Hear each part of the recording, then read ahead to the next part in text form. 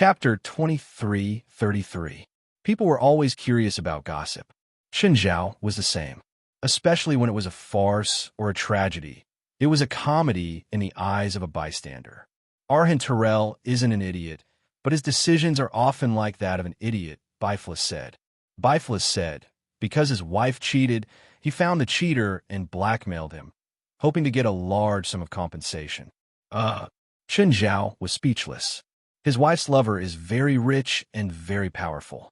Of course, he wouldn't be willing to give money to Arhin Terrell, so he bribed his teacher. After his teacher got the money, he actually helped an outsider to deal with his son-in-law, his student. When Arhin Terrell found out that his wife's cheating partner would rather give the money to his teacher than compensate him, he was furious. He went to his teacher to ask for a share of the money, but his teacher refused. Chen Zhao couldn't understand Arhin Terrell. His wife had put a dirty hat on him, but he wasn't moved at all. Instead, he was using this to get benefits. Then his teacher unilaterally announced that Arhin Terrell had betrayed the sect. At that time, Arhin Terrell didn't do anything against the sect, but he became a traitor. Isn't Arhin Terrell a little too obsessed with money? He's from a low-caste family. He's lived in the slums since he was young. To him, marrying a high-caste woman and earning a lot of money is his life goal. Under the caste system, high-caste women can't marry low-caste men. I can't believe he has such a big goal. To an outsider like Chen Zhao, the caste system was just a joke. But after he left the sect, he blackmailed that rich man for a large sum of money. This time, there were no restrictions, so he didn't have to worry when he blackmailed. In the end, he still gained a lot. Because of this, he fell in love with the benefits of blackmail. In the past decade, he's been blackmailing people. Does no one care about him? That's why I said he's actually a smart person. He's like a fish in water when it comes to blackmailing. He can always avoid the big shots and doesn't leave any evidence. Before they knew it, the two had arrived before a manor. There was a wooden sign at the door with standard slang written on it. Because Chen Zhao had interacted with the gangs in LA before, he could recognize some of them. There was a graffiti of a rabbit holding a shotgun and a smile on the wooden sign. However, Chen Zhao and Bifla didn't care about such slang. What does the pattern on this sign mean? Do you know that there was a war between humans and animals in Australia? I don't know. Bifla shook his head. Due to the rapid reproduction of Australian rabbits, a large number of fields were destroyed by them. Humans began to use all kinds of methods to kill the rabbits, such as smuggling, introducing foxes, and even using human armies and fighter jets to bomb them. In the end, all of them ended in failure. The rabbits won with their terrifying reproductive ability, so the rabbits were used by the gangs later on. They compared themselves to rabbits. As long as there was suitable soil for them, they could survive and reproduce. Nothing could destroy them, and all their enemies would fail. What an arrogant declaration. Just as they were about to enter the manor, they were stopped by the gang members at the gate. The gangster who came out from the guard post had a gun at his waist without hiding it. "Stop, who are you people?" Smiling, Chen Zhao looked at the gangster. "We're here to see Mr. Arhin Terrell. You know Mr. Arhin?" The gangster looked at Chen Zhao and Bifla, noticing that they were dressed well. He wondered if they were the representatives of other gangs. In their impression, the representatives of certain gangs were all like them, dressed in suits and leather shoes. "Wait." The gangster took out his walkie-talkie. "Hey, Mr. Roy, there are two people at the door. They say they want to see Mr. Arhin." Yes, I got it. "Who are you people? Why are you looking for Mr. Arhin?" "You don't need to know who we are," Chen Zhao said calmly. "As for why I'm looking for Mr. Arhin, you don't need to know either." "You don't think anyone can see Mr. Arhin?" the gangster said viciously. Bifla glanced at Chen Zhao. "You shouldn't waste too much time with trash like this. Say it." The gangster pulled out his gun and pointed it at Bifla's temple. "Say it again." Bifla pointed casually in a pile of ashes scattered in the wind. "Look, there's no one making noise in our ears here." "Fine, maybe you're right." Chen Zhao shrugged. The gang's headquarters didn't seem to be very well guarded. They had killed a man in public, and no one else knew about it. They walked all the way to the villa, but no one stopped them. However, there were two bodyguards in suits standing in front of the villa. "Hey, who are you people? Stop right there." Bifla and Chen Zhao didn't stop. "I told you to stop." Didn't you hear me? The two bodyguards pointed their guns at the two, but the next moment, the two turned into ashes. They pulled open the glass door and saw a group of people gathered inside. They seemed to be having a meeting. They were all spiritualists. Arhin Terrell stopped talking and frowned at the two intruders. He frowned at the two intruders. Who are you people? Who's Arhin Terrell? Chun Zhao scanned the crowd. Because there were 3 or 4 dark-skinned Indians here, Chun Zhao couldn't recognize Arhin Terrell. Arhin Terrell looked at Chun Zhao and Bifla. You better answer my question immediately. I'm not a patient person. Coincidentally, we're not very patient people either. Chun Zhao looked at Arhin Terrell. You must be Arhin Terrell, right? Why are you looking for me? I was invited by Cliff and Ampa to help them solve their problem. Right, the couple that you blackmailed 2 days ago. They invited you to help them solve their problem. Arhin Terrell narrowed his eyes and looked at Chun Zhao and Bifla. Did you bring money? We didn't, but we still brought our sincerity. We personally came to tell you that this matter ends here. Ha! That's very sincere. Arhin Terrell laughed loudly, and the others followed suit. Chapter 2334. Suddenly, Arhin's expression turned furious. He slammed the table in front of him. The table was smashed into pieces by Arhin Terrell. Arhin Terrell's face looked like he was wearing a mask, revealing a hideous and terrifying face that did not belong to a human. At the same time, a 3-meter-tall Dharma appeared behind him. What gave you the courage? Do you really think that I can forgive your offense with just a few words? I'll also make you commit the great sin of blasphemy. Arhin Terrell exuded an indescribable pressure. Everyone's expressions turned solemn and respectful. Blasphemy? Is he telling us that he's a god? Bifla and Chun Zhao both looked at each other with contempt. At their level, they'd seen all kinds of things. The guy in front of him who had turned into such a strange appearance had the nerve to call himself a god? Wasn't the title of god too cheap for him? Seeing Chun Zhao and Bifla's disbelief, Arhin became even more furious. Arhin Terrell was even angrier. The 3-meter-tall Dharma behind him pointed at Chun Zhao. A beam of black light shot toward Chun Zhao. The black light landed on Chun Zhao, and he took a step back. Bifla stared at Chun Zhao in shock. He didn't think that Chun Zhao would be pushed back. Even if he had only taken a small step back, this small step meant a lot. This meant that Arhin Terrell could shake Chun Zhao. But Arhin's shock was no less than Bifla's. He'd used that attack to establish his dominance, so he hadn't held back at all. But his full-powered attack had only made Chun Zhao take a small step back. It wasn't reasonable, very unreasonable. The spell he used was one of the most powerful spells of Hinduism. It was a spell of Shiva. It was said that anyone hit by it would be sent flying, unless they had the power of the Ganges River. Even if a mountain were to stand in front of him, it would still be shaken. Of course, Arhin's power wasn't that great. But in the past, everyone hit by his spell would definitely be sent flying. Most of them would be corpses.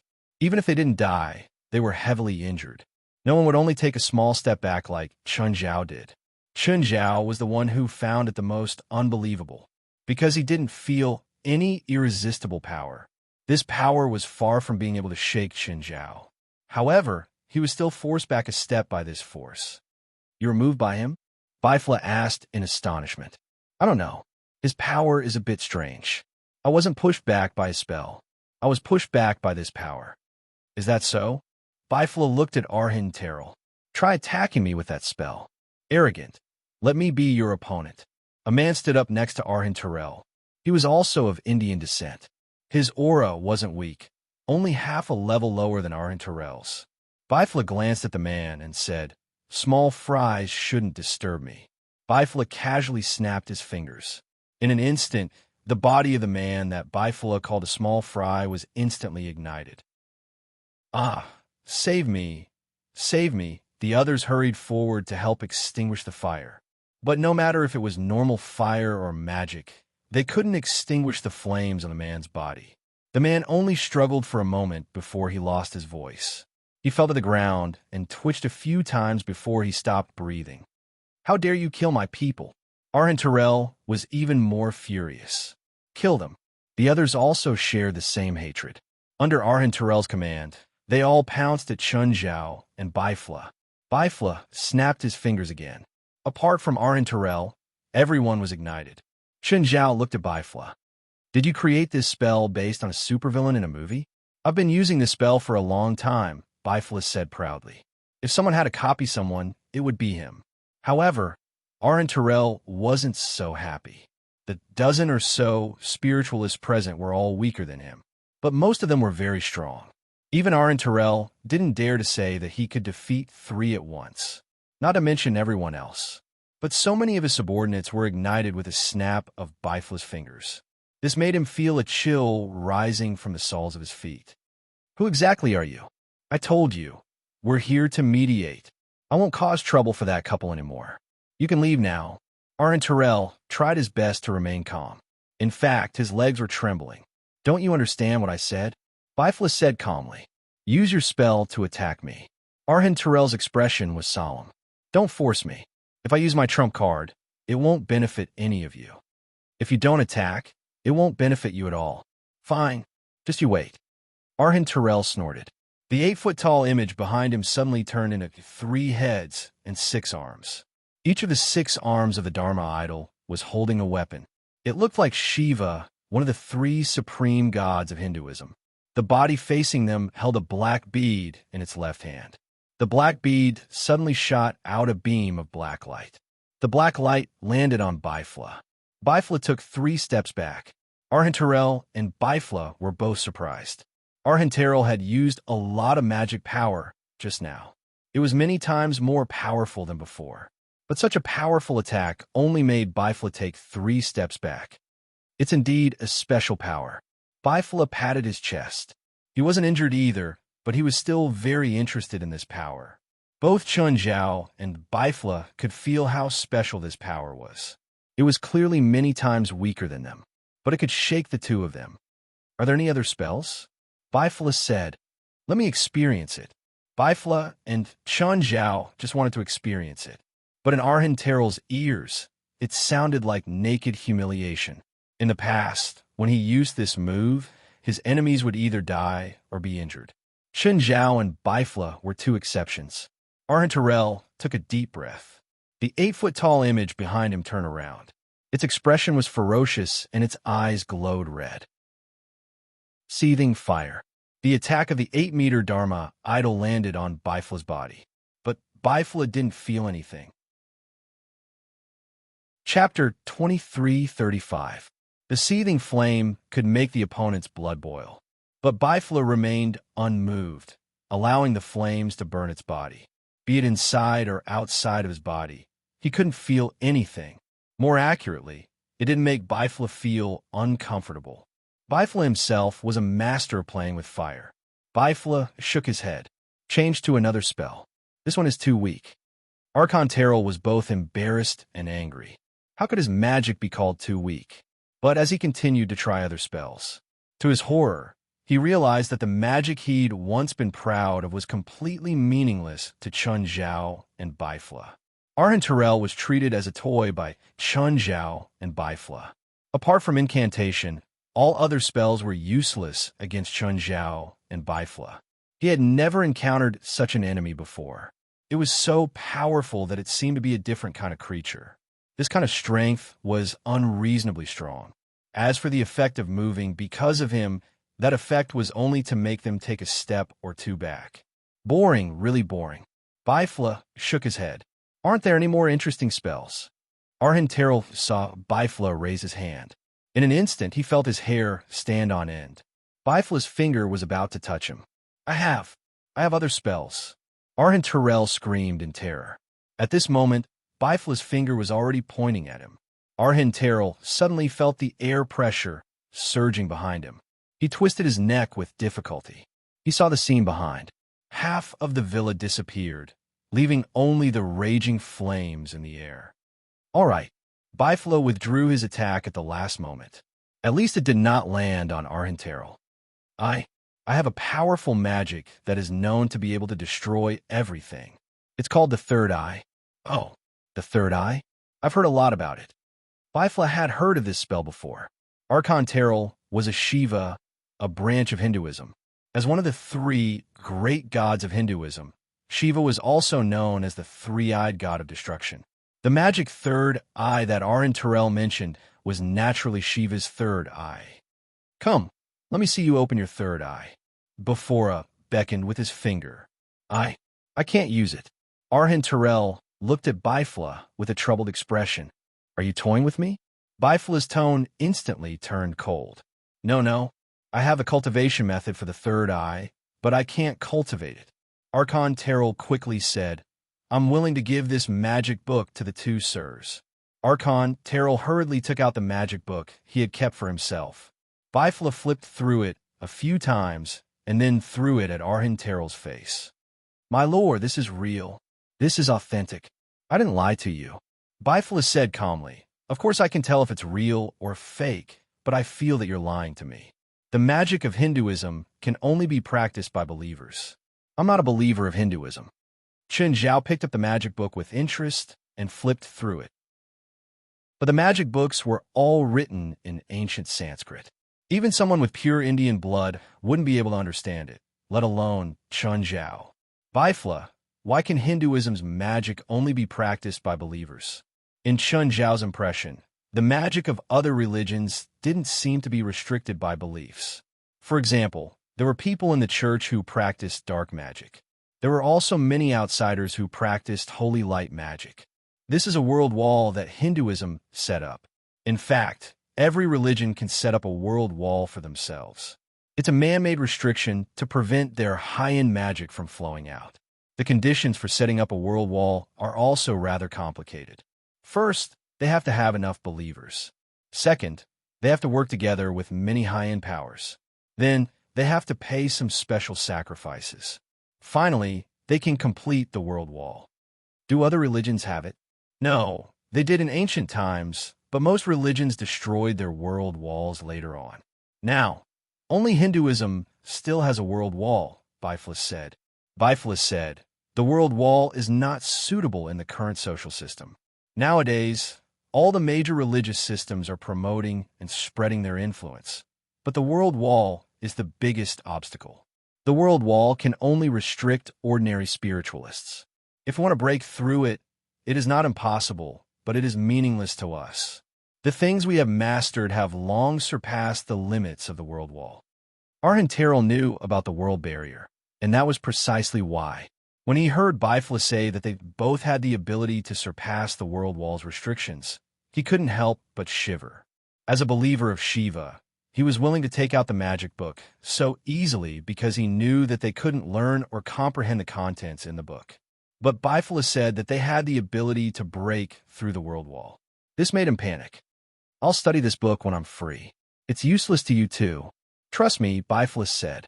Bifla said, your strength is enough to break through the barrier, but breaking through the barrier also requires a huge amount of resources, or even the strength of a country. Those religions can break through the barrier because they have accumulated wealth for generations. But your little bit of wealth is not worth mentioning in front of the resources needed to break through the barrier. Do we have to pay such a huge price? Chen Zhao frowned. Yes, some resources don't even exist in this world. We have to find them in other worlds. Find them in other worlds? Chen Zhao was even more surprised. Could other people go to other worlds? Of course not directly. We have to exchange with alchemists. For example, we need a huge amount of demon gold. There isn't that much demon gold in the modern world, so we have to use alchemists' exchange spells and the huge amount of resources in the modern world to exchange for demon gold. So this spell is completely useless. At least it's useless for you and me, Bifla said. Chen Zhao shook his head in pity. He looked at the magic book in his hand. For some reason, he just felt that this thing was good. Huh? You seem to care about this magic book. I feel that it's good. Really? You actually feel that? Looks like this magic book is indeed good. Bifla didn't disagree. Instead, he agreed with Chen Zhao. Chapter 2336. Since you've taken the spell book, then he's my trophy, Bifla said, pointing at Arhan Terrell. Him? Spoils of war? Is there something wrong with your understanding of trophies? That spell of his is very interesting. Aren't you curious as to why that spell could shake you? Chen Zhao glanced at Arhan Terrell. He was indeed curious. After all, Arhin Terrell was so weak, but he could shake Chun Zhao with a spell. What if someone else used the same spell? What if it was Bifla instead? Chun Zhao had to admit that this spell also made Chun Zhao jealous. However, he couldn't just stuff all the good stuff into his pocket. I'll study his spell, and you study the third I spell. If we make any breakthroughs, we can share them. What do you think? Sure. Chun Zhao agreed readily. The two didn't care about Arhin Terrell's attitude at all. His personal opinion wasn't important either. Then, Chun Zhao took out his phone and called Li Pan. Okay, it's done. Li Pan didn't expect it to be over so quickly. However, thinking of Chun Zhao's strength, Li Pan felt that it was reasonable. Where's that Arhin Terrell? Is he dead or alive? He's alive now, but I'm not sure how long he can live. My friend thinks he's fun, so he brought him back, Chun Zhao said calmly. Li Pan remembered that she'd seen Bifla beside Chun Zhao before. That person didn't communicate with Chun Zhao. Even if he wasn't as scary as Chun Zhao, his status and strength wouldn't be too far off. From Chun Zhao's tone, it seemed like he didn't even have to worry about the consequences. After hanging up, Li Pan looked at Ederson, Amber, and Cliff. It's done. Done? So fast. Ederson's reaction was exactly the same as Li Pan's. It had only been an hour or so. It was done just like that? Could that guy be one of Li Pan's friends? Cliff and Amber were thinking the same thing. They didn't know who Li Pan had asked for help. However, such a short time was probably enough for a car ride. What problem could it solve? Don't worry, Li Pan said. That person has the ability. Really? He doesn't need to lie to me. I can only entrust him with a small favor. At this moment, Li Pan even somewhat regretted her refusal and unwillingness that day. Li Pan could have made Chun Zhao owe her a big favor. But in the end, she didn't get anything. Maybe that $1 million check was a fortune to her. But Li Pan wasn't stupid. She knew that $1 million check was nothing compared to a favor. Even if Chun Zhao could fulfill her most basic request, it would still be worth more than $1 million. Moreover, the third night seemed extremely dangerous. But with Chun Zhao's protection, it wasn't as dangerous as imagined. Of course, Ederson was still worried and said, Cliff, Ampa, stay here for the time being. I'll go out and ask around. Yes, thank you. It's nothing. It's not a big deal. Ederson was quite loyal. Don't worry. If there's really no way to resolve this, I can arrange for you to return to Los Angeles through other channels. After comforting Cliff and Ampa, Ederson left the motel with Li Pan. Li Pan, tell me the truth. Does that person really have the ability to resolve my friend's problem? Ederson, I know you don't have a good impression of him, but you can't deny his ability. I'm not talking about his character. I just want to know if my two friends are safe. Since he said it's resolved, then it's resolved. If you don't believe me, you can investigate it yourself. Ederson was still doubtful about Li Pan's words. So, he took out his phone and dialed a number. Walter, do you know Arhin Terrell? Instantly, a hurried voice came from the other end. You did the Wan Manor in the suburbs? What Wan Manor? What did I do? I don't understand. If you don't want to tell me, then forget it. I won't say anything. I really don't understand what you're saying. You're still pretending. I really don't understand what you're saying. You really don't know what happened in the Wan Manor? I don't know. What does this have to do with Arhin Terrell? That's the headquarters of a gang controlled by Arhin Terrell. But 30 minutes ago, the place was razed to the ground. Not a single living person was seen. The only things found at the scene were some incomplete limbs and a few charred corpses. There were strong traces of magic at the scene, and Arhin Terrell disappeared without a trace. The strangest thing was the reaction of the organizers of Holy Glory. It was obvious that many ordinary gang members were attacked by spiritualists and died tragically, but the organizers of Holy Glory said that it was just an ordinary gang killing. They won't interfere in this matter. When Ederson heard Walter's words, his hair instantly stood on end. Is what you're saying true? This really has nothing to do with you. How could I have that kind of ability? That's true. But why are you asking about Arhin Terrell? I'm asking about Arhin Terrell. You've already told me everything, Ederson said solemnly. Fine. I'm sure now that you're playing with me. With that, Walter hung up. Ederson's mind was a bit muddled. So Li Pan was telling the truth. With just one call from Li Pan, That guy had slaughtered an entire gang? Actually, Chen Zhao was also being cursed by Zhang Tianyi. You asterisk Shoal, Zhang Tianyi scolded. Even if you did it, can't you be more discreet? Do you have to make it so everyone knows? But Bifla killed everyone. I didn't kill anyone. Chen Zhao shrugged casually. So you should be cursing Bifla. Without hesitation, Chen Zhao pushed all the blame to Bifla, who had helped him carry his daughter. While playing with Jerlin, Bifla said, I'm helping Chen Zhao, so no matter how many people I kill, it'll be on him. I'm a pacifist. I told you to stop killing, but you can't stop yourself. Celestial Master Zhang, do you believe him? Chapter 2337.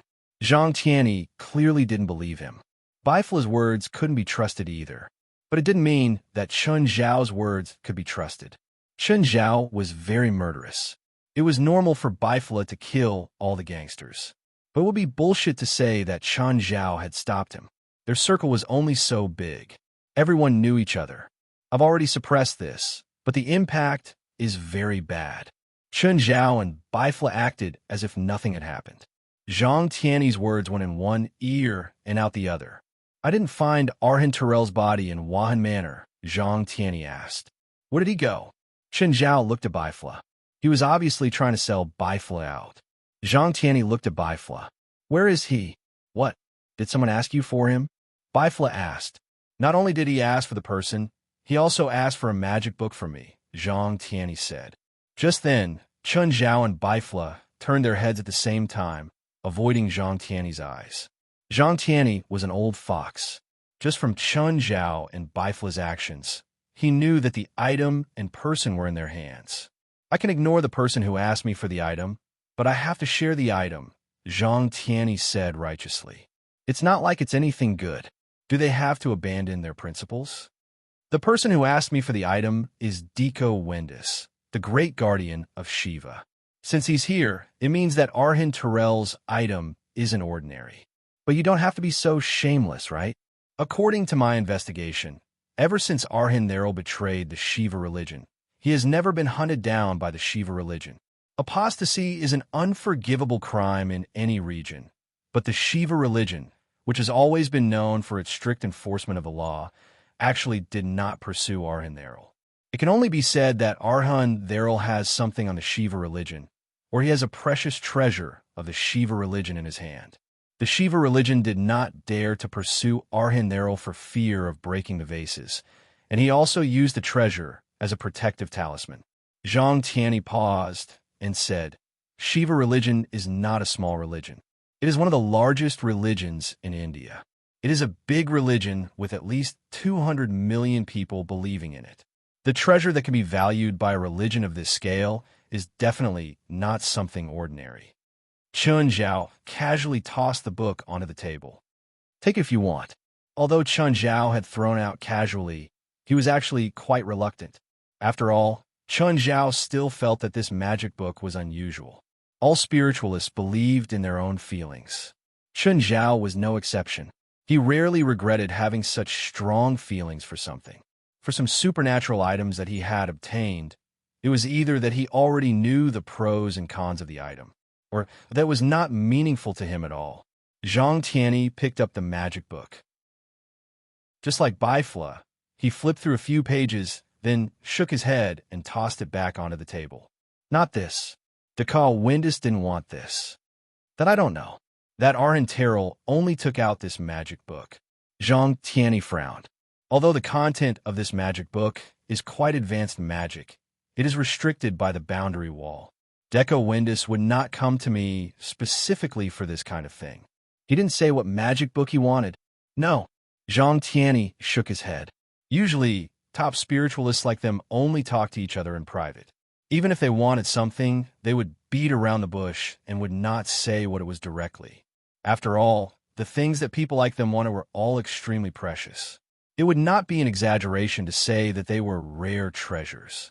If they knew their true intentions, it was hard to guarantee that they wouldn't be greedy. Just like Zhang Tianyi right now. He looked like a sage in front of others. In reality, he was just a normal person with emotions and desires. He didn't even know what it was, and he was already greedy. Seems like the key is still with our Terrell. Zhang Tianyi narrowed his eyes and looked at Chun Zhao and Bifla. Where's he? Zhang Tianyi's attitude was clearly not giving Bifla a chance to refuse. He's with my subordinates. Bifla thought for a moment and finally told Chun Zhao where Arhin Terrell was hiding. You didn't get anything from him? Zhang Tianyi asked. That would have to be in time, Bifla said in annoyance. I just made arrangements for him, and you came looking for me. If he knew how important Arhin Terrell was, he would be more careful. Take me to him, Zhang Tianyi said. Bifla could only accept Zhang Tianyi's request obediently. There was no need to say that he had to go against Zhang Tianyi or that Bifla could compete with Zhang Tianyi. Whether it was in terms of mentality, status, or strength, Zhang Tianyi was still in the lead. Bifla brought Zhang Tianyi to his base in the suburbs. Chun Zhao followed them too. However, before they even got close to the base, the three felt a chaotic aura in front of them. Bifla, Zhang Tianyi, and Chun Zhao's expressions all changed. The three charged out of the car they'd been in. Bifla turned into a beam of fire and soared into the sky, charging toward the base. Chun Zhao carried little Jerlin. He wasn't flying slowly, but he wasn't fast either.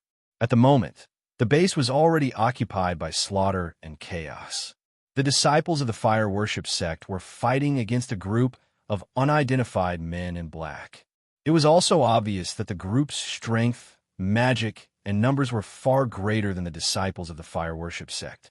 This resulted in heavy casualties among the fire worship sect disciples. Only a few dozen people were still trying their best to resist the attacks of the men in black. Just then, a beam of fire descended with a rumble. Amidst the flames was Bifla, who was brimming with anger. Don't be fooled by Bifla's usual aloof and arrogant attitude. He ordered his subordinates and the people around him. However, those who truly understood him knew how protective he was. He wouldn't allow others to bully his subordinates, let alone watch them being attacked and slaughtered. Hey, he's here so quickly. Among the men in black, a tall man saw the furious Bifla in the fire and called out in a low voice, "Stop him." The tall man ordered his subordinates to stop Bifla while he retreated alone. Two other men in black retreated with him. We've achieved our goal. There's no need to waste time with the sect of fire worship sect's leader here. Let's go. The furious Bifla walked toward the group of men in black step by step. All of you deserve to die. Chapter 23:38.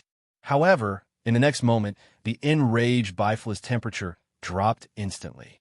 Naturally, this drop in temperature was a physical drop in temperature. The black-clad men in front of him suddenly joined forces and released a terrifying cold wave. In just an instant, Bifla was frozen into a block of ice. It was not just Bifla. Half of the estate was covered in ice and snow. The temperature in the estate dropped to 0 degrees Celsius. Sect leader. When the remaining fire worship sect disciples saw their sect leader being attacked, they immediately charged toward the black-clad men with all their might. The sect leader of the fire worship sect has a bad temper, but he's so weak. Stop him.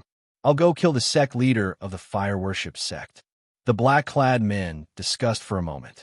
Two of them stayed behind to block the fire worship sect disciples while the rest charged toward the block of ice that Bifla had turned into. As long as they broke the block of ice, they would be able to kill the sect leader of the fire worship sect. To any spiritualist, getting rid of the sect leader of a large sect was an unparalleled honor. The fire worship sect was one of the top sects in Central Asia. It was considered a first-rate religion in the world. Therefore, these black-clad men were already imagining the honor they would receive after killing Bifla. However, at this moment, the block of ice suddenly exploded. Countless ice shards flew in all directions. Everyone at the scene was so frightened that their expressions changed drastically.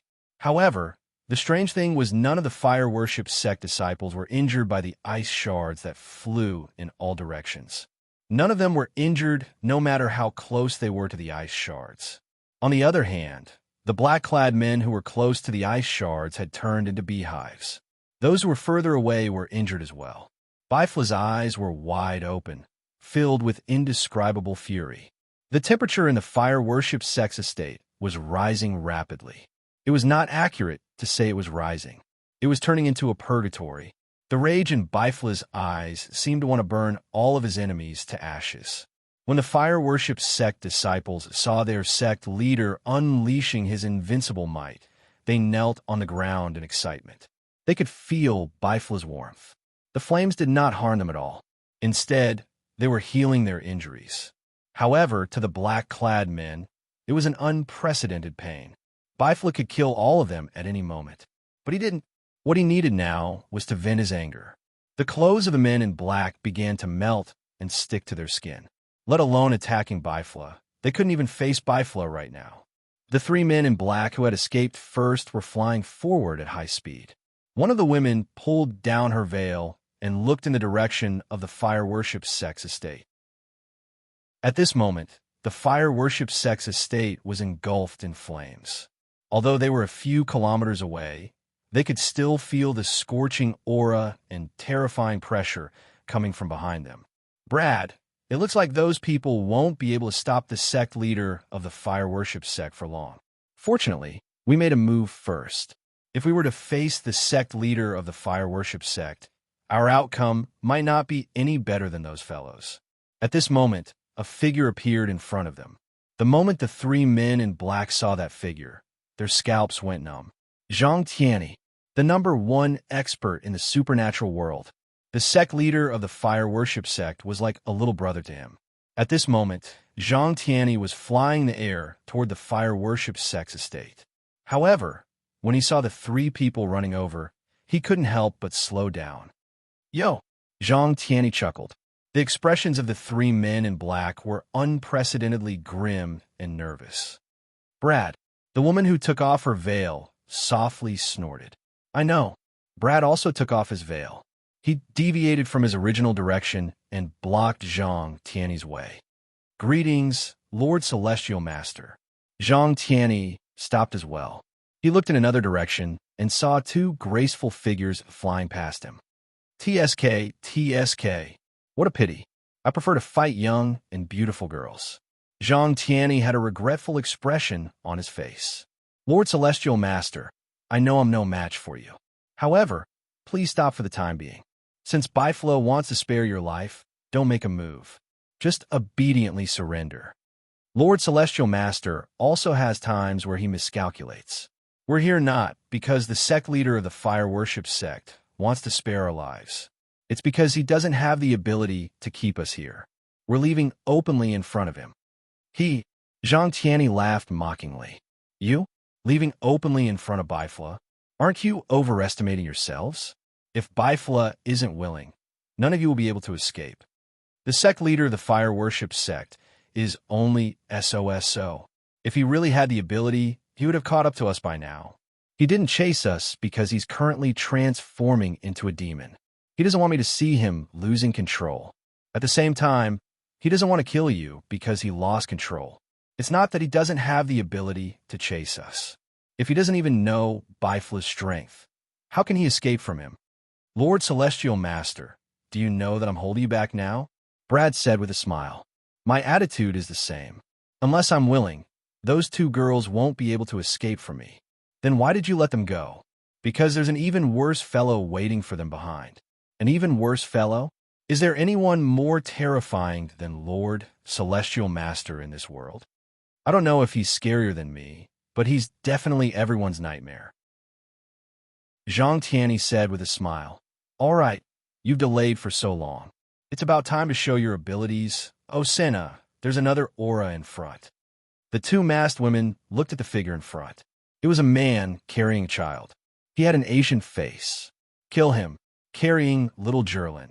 Chun Zhao strolled toward the sect of Fire's base. Seeing the two men in black charging toward him, Chun Zhao held little Jerlin with his left hand and reached out with his right. Just then, a woman had already charged before Chun Zhao. She was very fast, but no matter how fast she was, she couldn't be faster than Chun Zhao. Chun Zhao reached out and grabbed, but Chun Zhao realized that his hand was empty. The woman's body actually passed through Chun Zhao. She didn't turn into energy. Instead, she turned into an incorporeal body. Chen Zhao was surprised. He didn't expect the woman to be incorporeal, and he couldn't attack her at all. The moment the woman passed through Chen Zhao, she chopped at the back of his head with her hand. But her attack was also useless against Chen Zhao. Nicole, I know. The two women were shocked. They didn't expect their attacks to be unable to hurt Chen Zhao. Chen Zhao turned around and punched at the woman behind him. But Chen Zhao's punch also missed. What's going on? Chen Zhao didn't expect that even his punch couldn't hit the woman. Chapter 23:39. This time, Chen Zhao gathered the power of the world and punched. But it still missed again. This woman couldn't be attacked at all, but her attacks could hit Chen Zhao again and again. This made Chen Zhao very unhappy. Nicole, attack the girl in his arms, Asuna called from afar. Nicole immediately turned to attack Zhilin in Chen Zhao's arms. Chen Zhao was instantly enraged, but he still couldn't do anything to Nicole. For Zhilin's safety, he could only retreat temporarily. At the same time, a black veil covered Nicole, but the result still disappointed Chen Zhao. After the black veil fell, Nicole still stood where she was unharmed. She hadn't been swallowed by the dark lava. Since the enemy could change targets, couldn't he? Since he couldn't do anything to this woman called Nicole, he'd change targets. Chen Zhao suddenly charged at Asuna. Chen Zhao was carrying Zhilin, so he couldn't move at full speed, but he was confident that he was fast enough. However, Chen Zhao's fist missed again. The moment Chen Zhao's fist missed, he immediately retreated. Damn, what kind of spell did these two women use? He couldn't be hurt at all. Didn't that mean he was invincible? Nicole, we still have 30 seconds. If we can't end the battle in 30 seconds, we should retreat, Asuna said in a low voice. No need. Just 10 seconds. With that, Nicole slashed through the air. A palm print landed on Chen Zhao. Chen Zhao immediately felt a wave of power flow into his body. In an instant, his magic power seemed to have stopped flowing. At the same time, he fell from a dozen meters in the air. Chen Zhao hurriedly steadied himself and tried his best to protect Zhilin in his arms. But Nicole's attack came again. Chen Zhao panicked too. He stomped heavily on the ground. The ground was shattered by his stomp and gravel flew everywhere. But just then, Asuna, who was far away, dodged the flying gravel in a panic. As Chen Zhao dodged Nicole's attack, he also noticed Asuna's dodging. This doesn't make sense. When he attacked her just now, she clearly ignored all his attacks. She was the same as Nicole. Why was it that she was in such a sorry state just because of the scattered gravel? Chen Zhao was confused, but since she had dodged, it meant that she was not immune to damage. Chen Zhao's retreating colleague punched the ground again. Once again, countless gravel splattered everywhere. But the strange thing was that Osuna didn't dodge again. What was going on? Why didn't it work this time? But just then, Chen Zhao realized that Nicole, who had been attacking him, had actually retreated. In that instant, Chen Zhao's thoughts cleared up. At the same time, only one of them could be absolutely immune to any damage. However, the other person was not immune to the damage. There was some kind of connection between them. Nicole, let's go. Osuna saw that Chen Zhao had tested them twice in a row and knew that Chen Zhao had found out their secret. It was no longer a question of whether they could get rid of Chen Zhao. Instead, it was a question of whether they could leave. If they delayed too long, once Baifla and Zhang Tianyi caught up, they really wouldn't be able to escape. Although the two of them had special abilities, it didn't mean that they were confident that they could defeat Baifla and Zhang Tianyi. Nicole glared at Chen Zhao and then turned to leave. But now, Chen Zhao was annoyed. No one had ever been able to come and go as they pleased in front of him. Chen Zhao looked at Nicole and Osuna's backs.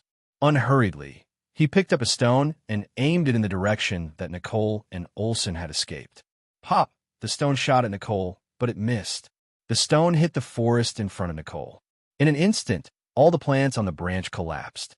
It was as if a cannonball had pierced through the entire line. This time, it was Nicole and Osuna's turn to explode. Such terrifying, destructive power. The two couldn't help but look at Chen Zhao behind them. Chen Zhao was still holding Lil Zhilin. With the other hand, he flicked his fingers in their direction. Guess who I'll shoot this time? The two women stared at Chun Zhao in fear. If Chun Zhao had shot one of them with a special ability, they would all be unscathed. But if Chun Zhao had shot the one without special powers, he would have been killed.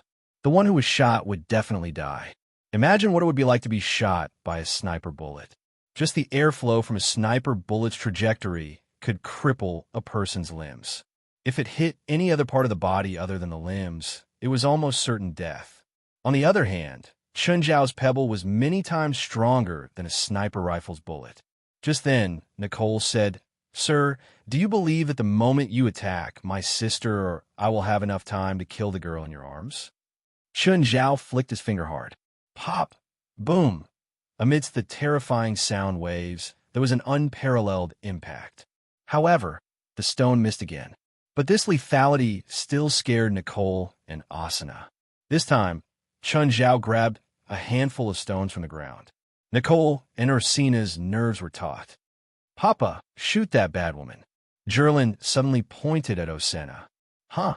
Why?" "Because I saw a shadow run onto her," Jerlin said. "Shadow? What kind of shadow?"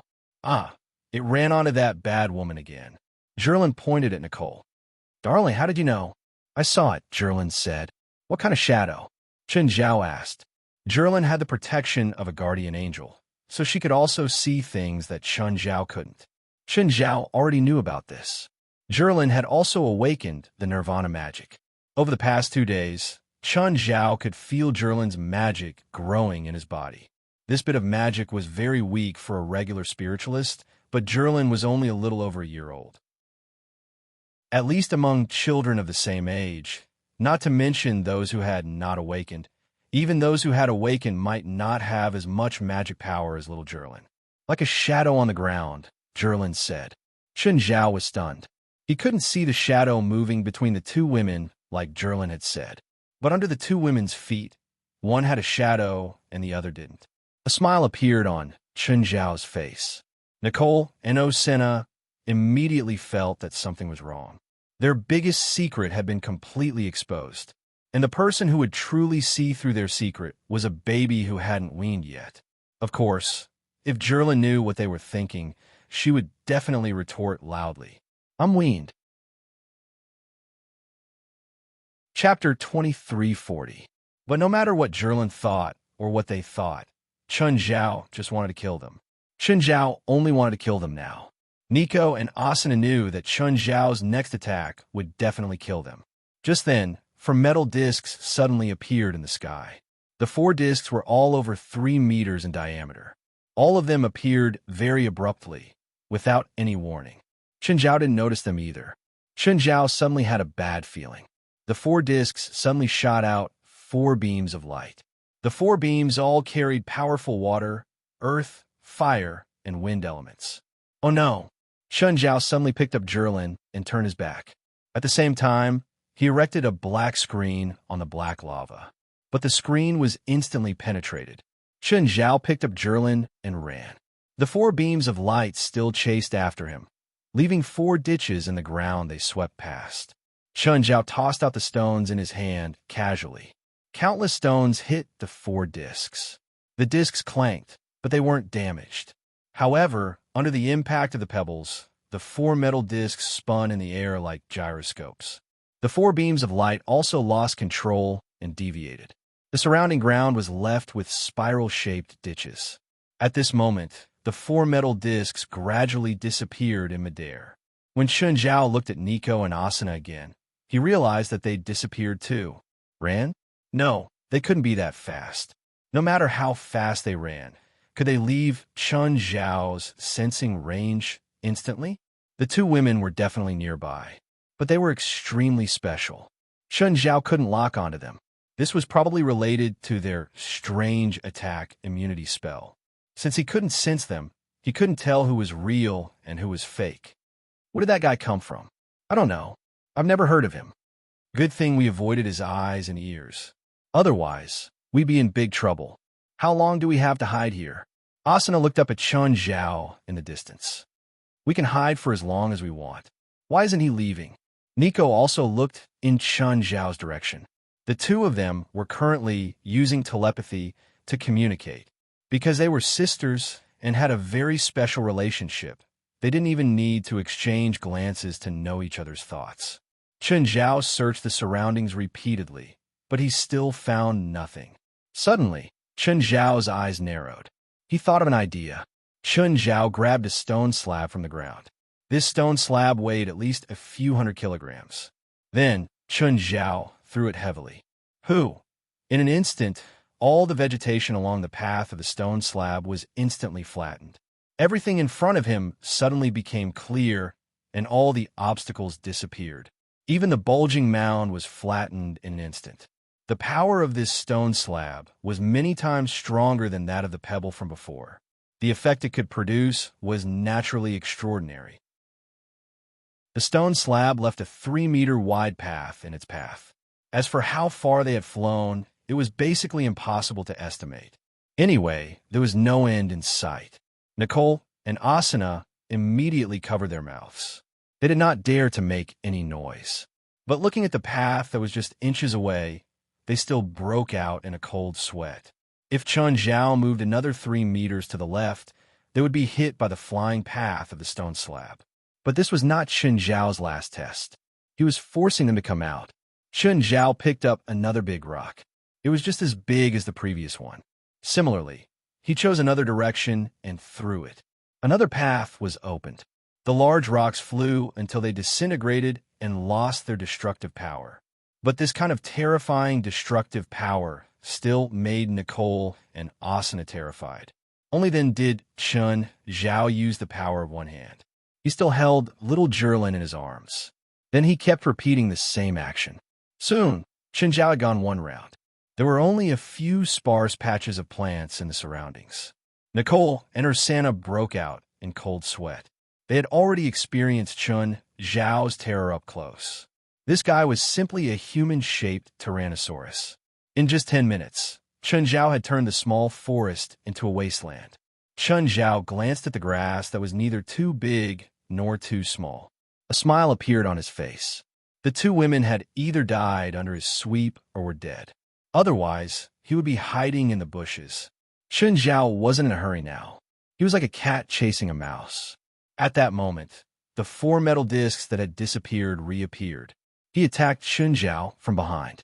This time, Chen Zhao was prepared, although he wasn't sure where the metal discs were hidden. However, when they appeared, he could immediately sense it. So, as soon as they appeared, Chen Zhao charged at the 4 metal discs. Bang! Chen Zhao smashed a metal disc with a punch. At the same time, Nicole and Osena, who were hiding in the bushes, immediately ran away.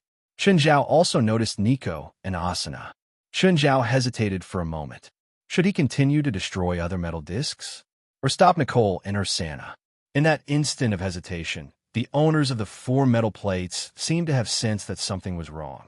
The other 3 metal discs that were not destroyed immediately disappeared.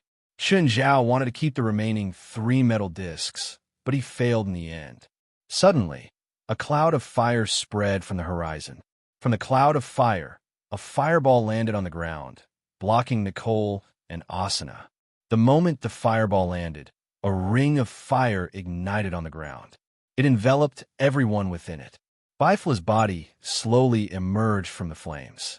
This time, Nicole and Asuna were completely in despair. "Thank you," Bifla said coolly, glancing at Chen Zhao. "I didn't kill them." Chen Zhao nodded with a smile. Of course, he wouldn't admit that it wasn't that he didn't want to kill them. It was just that he hadn't found the chance. Don't be careless. These 2 women use a strange spell. One of them can ignore all attacks and can switch at any time. Bifla glanced at Nicole and Asuna. He lifted 2 fingers and shot out 2 death rays. 2 death rays shot toward Nicole and Asuna at the same time. Poof! The death ray pierced through Asuna's body and blood splattered. However, Nicole stood there unscathed. Really, Bifla was also shocked. Even though he was knowledgeable, he'd never seen such a spell. Bifla didn't kill them.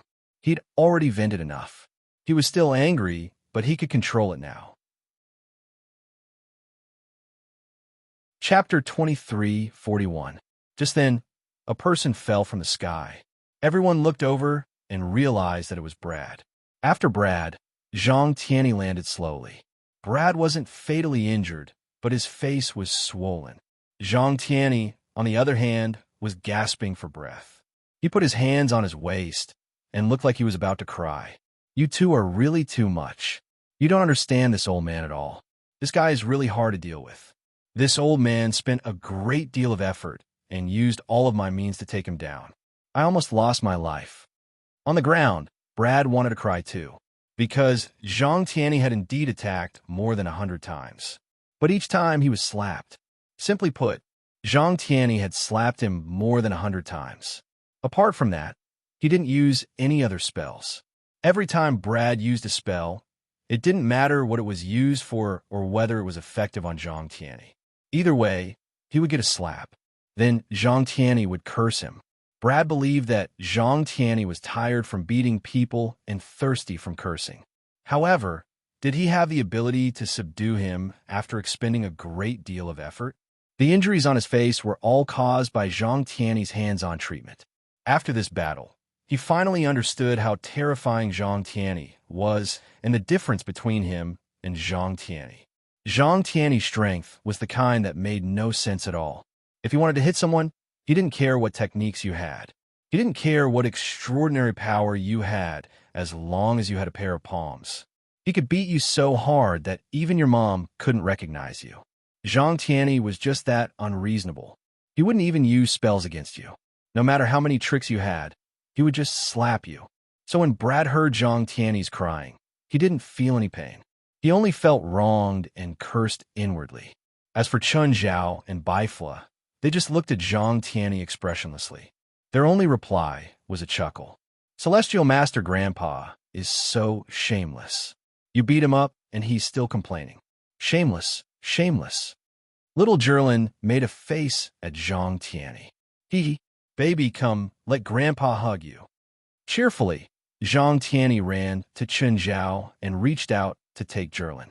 No, Grandpa Heavenly Master stinks. Look at your father. He's not much cleaner than me. I don't want you to hug me. Humph.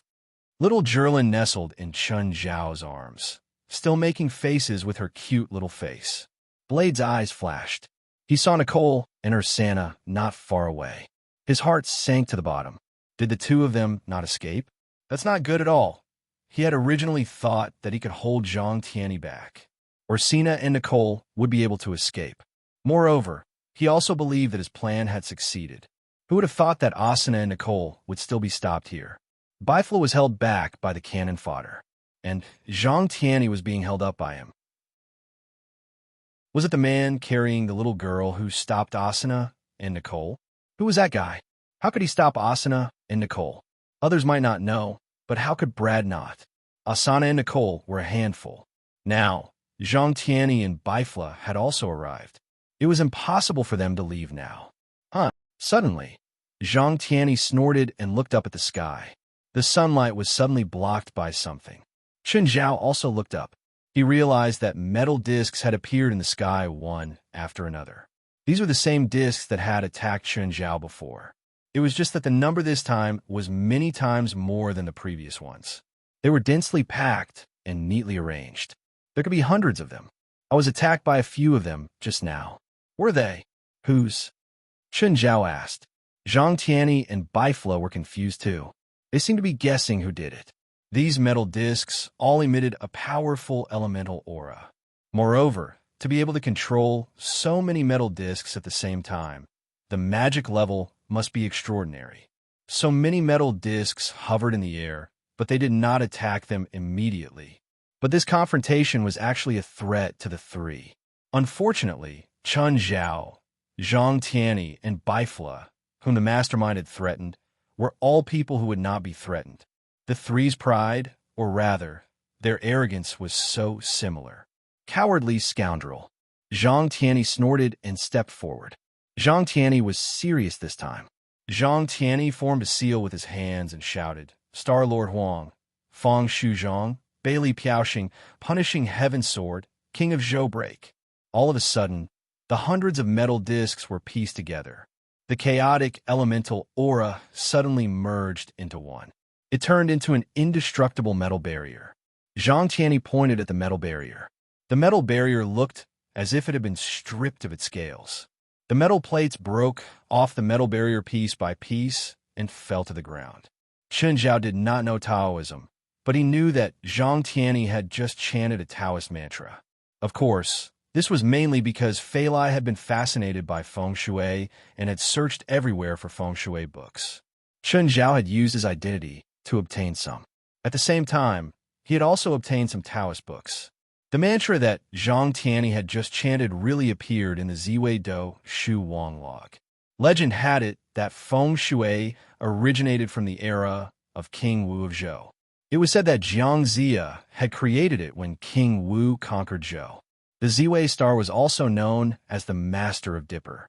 Therefore, when it came to feng shui, most people would mention the Ziwei Star Lord. However, Chen Zhao was more concerned about the fact that Zhang Tianyi had not used an ordinary spell. Zhang Tianyi didn't use any huge amount of transcendence energy. He just stepped on Mount Sumeru and pinched the stars. It looked like the tricks of a charlatan, but the seemingly indestructible metal barrier was forcibly peeled off by him. Of course, neither friend nor foe would think that the old man was a swindler. Fuck, show yourself. The Big Dipper, the Six Directions, the Ziwei Star, the Nangong Palace, the fire. Zhang Tianyi once again made a hand seal. This time, a small flame burst out from Zhang Tianyi's fingertip. The seemingly insignificant flame spun a few times in the air and turned into a flaming dragon. The flaming dragon crashed headfirst into the metal barrier. With a loud boom, all the metal discs shattered and flew everywhere. At the same time, it kicked up a huge sandstorm. Amidst the dust and sand, a huge figure appeared. If not for the sandstorm, he probably would not have shown himself so easily. Come out. You've already been exposed. There's no point in hiding anymore. Chapter 2342. The figure hiding behind the sand finally stopped hiding. It wasn't exactly generous, but at least it was facing it calmly. It was a giant dragon with a huge body and a terrifying draconic might. It also radiated a terrifying magic power. However, this dragon was very special because its entire body was covered in metal armor. Even its wings were covered in thick metal. This dragon's size had reached the level of a dragon's father. Its magic aura was also extremely strong. But what the three cared about was the rippling elements on its body. Usually, dragons were single elemental. Occasionally, there would be dual elemental dragons. However, this metal dragon was quadruple elemental. Chen Zhao was surprised. Was this metal dragon the culprit behind the attack on the fire worship sect base? He had to admit that this metal dragon was very powerful. But did he really think he could fight Zhang Tianyi head-on? What a joke. Even Chen Zhao wasn't confident. He thought that he was stronger than Zhang Tianyi in terms of combat power. But at their level, combat power wasn't necessarily the deciding factor in a battle. Who knew what kind of spell Zhang Tianyi would throw at him? It was even possible that he could be suppressed directly. As soon as the metal dragon appeared in front of him, it either had a trick up its sleeve or was stupid. However, Chen Zhao really couldn't imagine how the metal dragon could escape. Putting Zhang Tianyi aside, Chen Zhao and Bifla wouldn't just stand by and watch. Zhang Tianyi also frowned. The metal dragon's aura seemed familiar, but he couldn't remember. I've seen you before, Zhang Tianyi said, pointing at the metal dragon. Puffed. It's my honor to be remembered by the Celestial Master. Even the proud WYRMS had to put away their pride and arrogance in front of Zhang Tianyi. Most of the giant dragons viewed other races, including humans, as mere ants. However, they were facing Zhang Tianyi, an ant who could crush most dragons to death. Don't talk. Let me think. I can definitely remember. Where did I meet you? Zhang Tianyi lowered his head in deep thought, his expression serious. The metal dragon wasn't in a hurry either. It let Zhang Tianyi's mind wander. Suddenly, Zhang Tianyi clapped his hands. I remember now.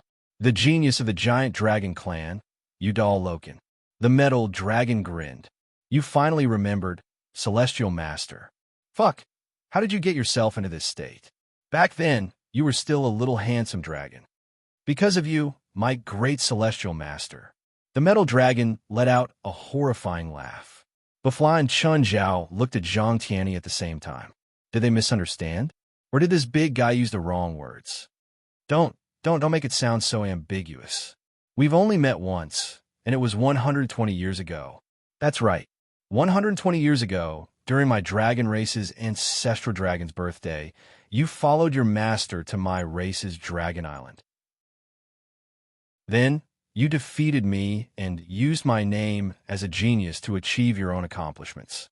Wait, let me sort out my thoughts. I remember that you were the one who challenged me. Why does it seem like I'm using you? Moreover, I remember that we got along quite well in the following days. Isn't it too late to sort out who was in the right and who was in the wrong? Udal Loken sneered at Zhang Tianyi. In order to defeat you and wash away the humiliation you've inflicted on me, I've been working hard. But no matter how hard I try, I can only live in your shadow. Even now, I possess the power of the Dragon Father, but you're still like a mountain that's always pressing down on me. Then should I say sorry? Ha! I'm joking with you. Udal Loken suddenly laughed. I can't even count the number of times I've been defeated by others in my life. How can I remember it just because you defeated me? But I'm serious about pursuing power. Udal Loken's tone suddenly changed. It's very uncomfortable to face you here, but since I've been exposed, I can only fight. You're not just facing Celestial Master Zhang.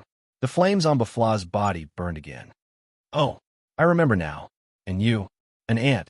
Bafla soared into the sky and punched at Udal Loken. At the same time, a terrifyingly high temperature rose. The metal on Udal Loken's body seemed to be melting. Wow, it's hot. Jerlin covered her head with her hands. Even from a few hundred meters away, she could still feel the heat. Zhang Tianyi casually cast a small spell on Jerlin. Wow, so comfortable. Grandpa's celestial master, give me another one. Qin Zhao's attention was on Bafla. Udal Loken also seemed to be unable to endure the terrifying flames. He looked up and spat out a mouthful of dragon breath at Bafla.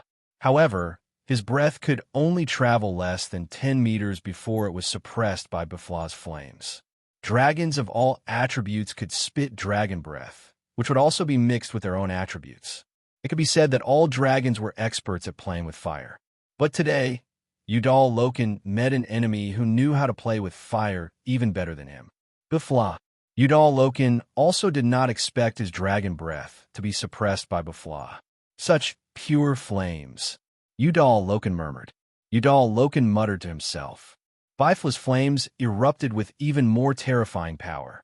In an instant, Udal Loken was swallowed by the sea of fire. Ah, Zhang Tianyi. I like you. Those were Udal Loken's last words. Bafla stopped his attack and turned to look at Chun Zhao in surprise. Zhang Tianyi. That's a male dragon. Fuck.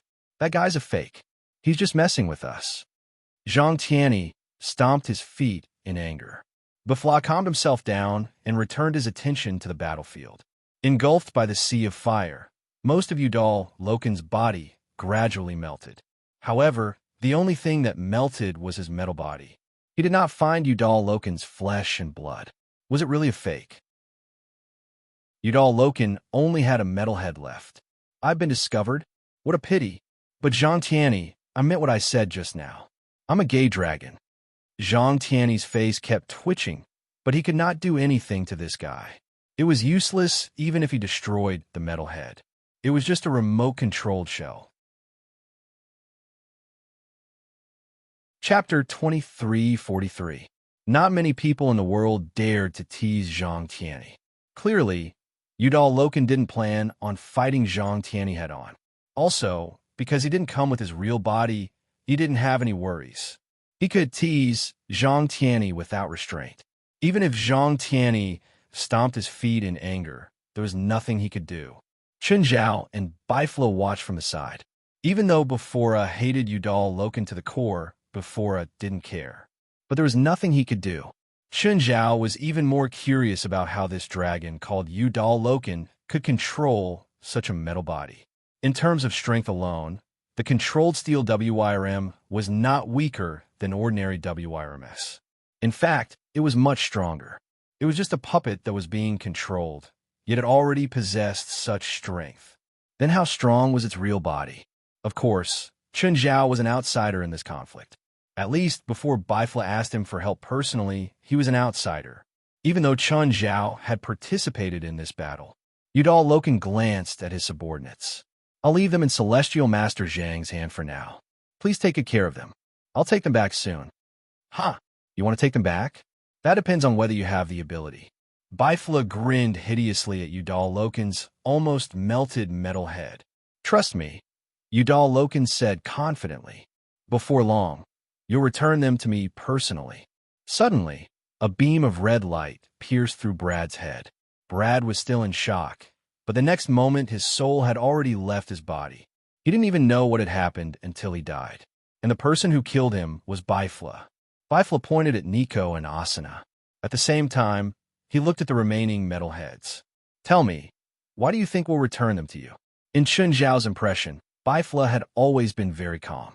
Until today, all of Bifla's mania and anger had been revealed. Zhang Tianyi didn't expect Bifla to be so direct. Shouldn't they keep them alive? That way, he could get the necessary information from them. But Bifla killed one just like that. Judging from his actions, he seemed to want to kill the remaining two. Zhang Tianyi felt that it was inappropriate. But today, Bifla was the person involved.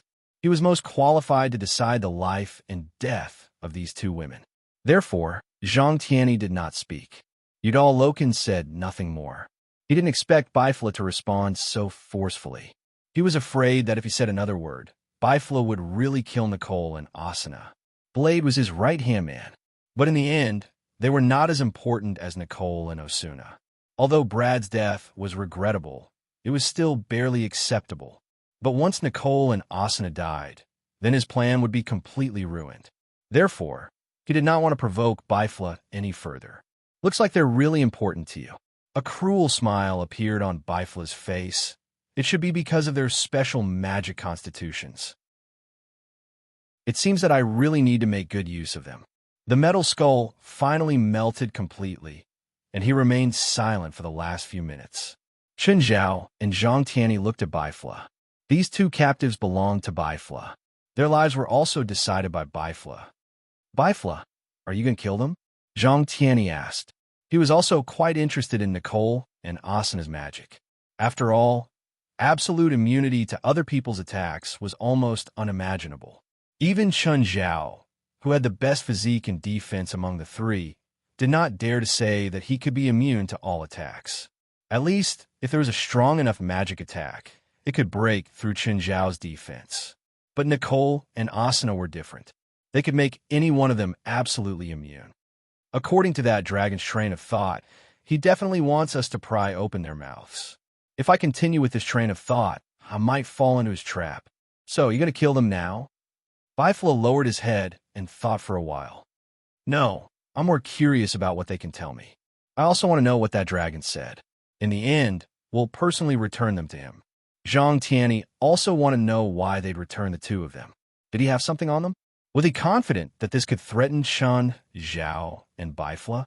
Or did he have the ability? Or was he using normal people to threaten them? It didn't seem feasible.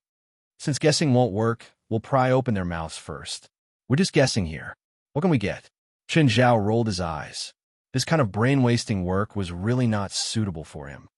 No need, Asuna said honestly. Whatever you want to know, we can tell you as long as we know it.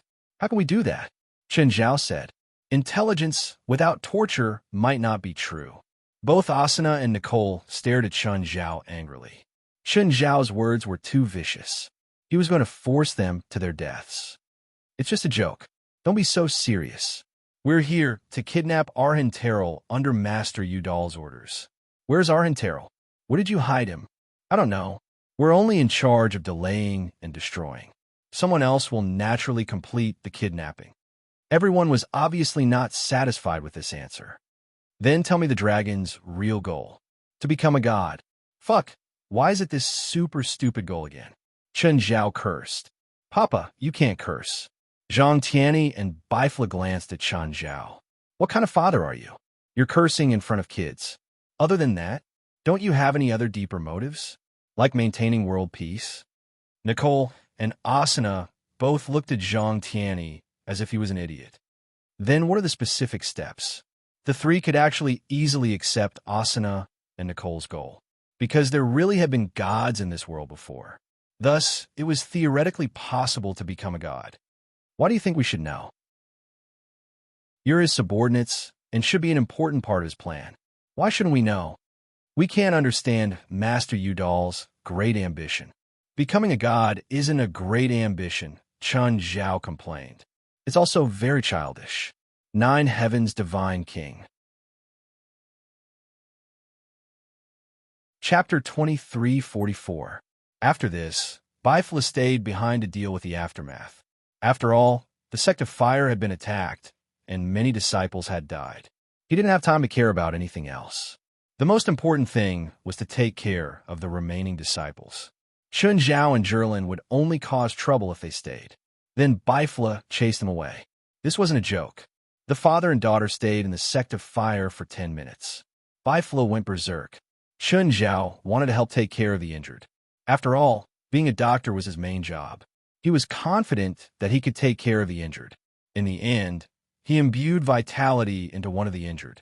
The injury healed quickly, but it was too effective. The person Chun Zhao had infused with vitality had been injured in the back. In the end, because of the excessive vitality, he grew another arm on his back. Bifla almost fainted from anger. On one hand, it was because Chun Zhao treated randomly. On the other hand, Chun Zhao's treatment method was too extravagant. It was even wasteful. Have you ever seen someone donate to an orphanage only to end up in a bank? Chun Zhao's treatment method was similar.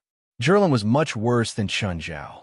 She ran around the half-destroyed sect of Fire's base.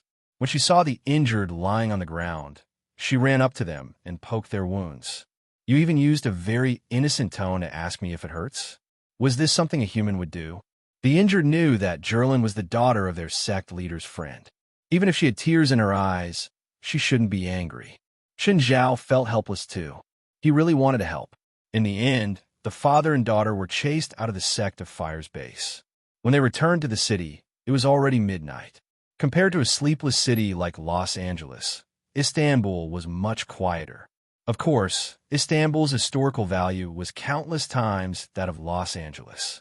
Under the night sky in Istanbul, there were always countless spiritualists moving about. The strongest spiritualists in the world were gathered here. But no one came to cause trouble for the father and daughter. They returned to the hotel successfully. Chun Zhao comforted Zhirlin and put her to sleep. On the other hand, Chun Zhao stood on the balcony of the suite and absorbed the yin-yang qi. Suddenly, he saw a few spiritualists chasing each other on the road outside the hotel. Upon closer inspection, he recognized 2 of them. They seemed to be Cliff and Ampa. They were the ones being chased.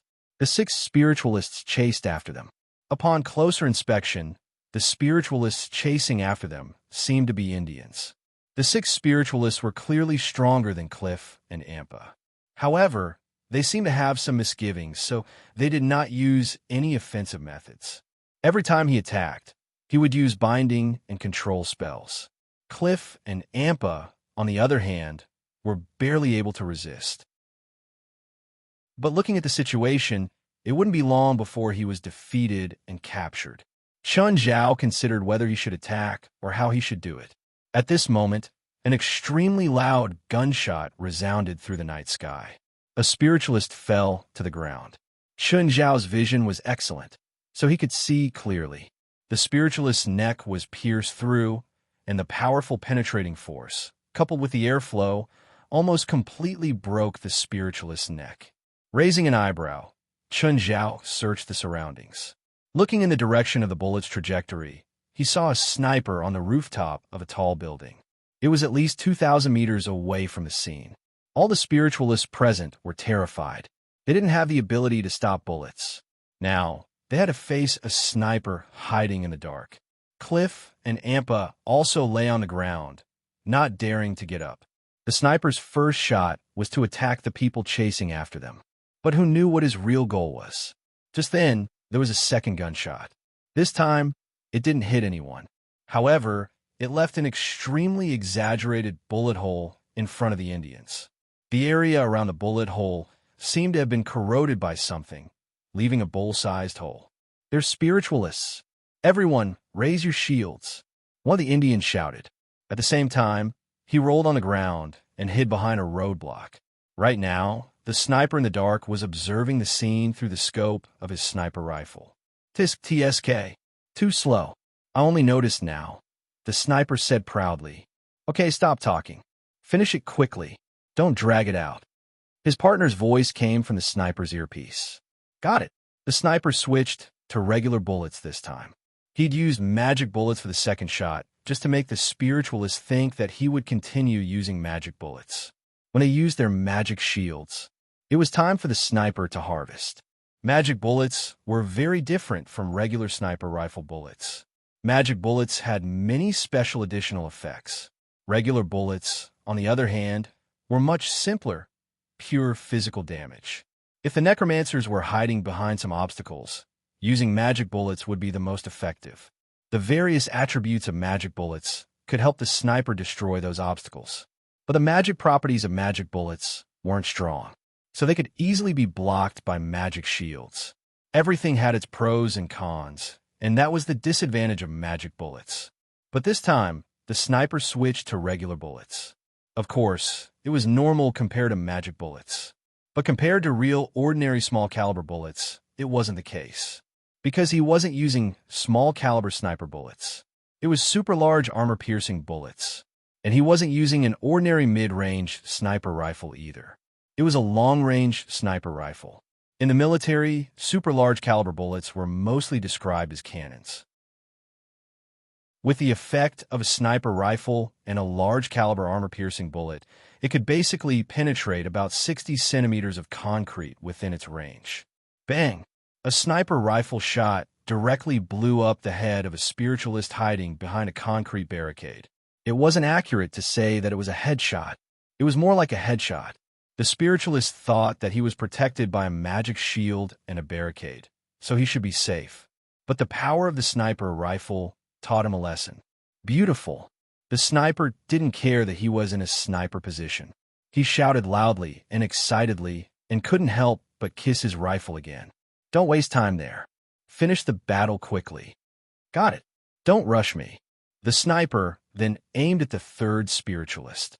He was about to pull the trigger when the sniper suddenly had a very uncomfortable feeling. It was the feeling of being watched by others. The sniper immediately rolled and hid in the shadows.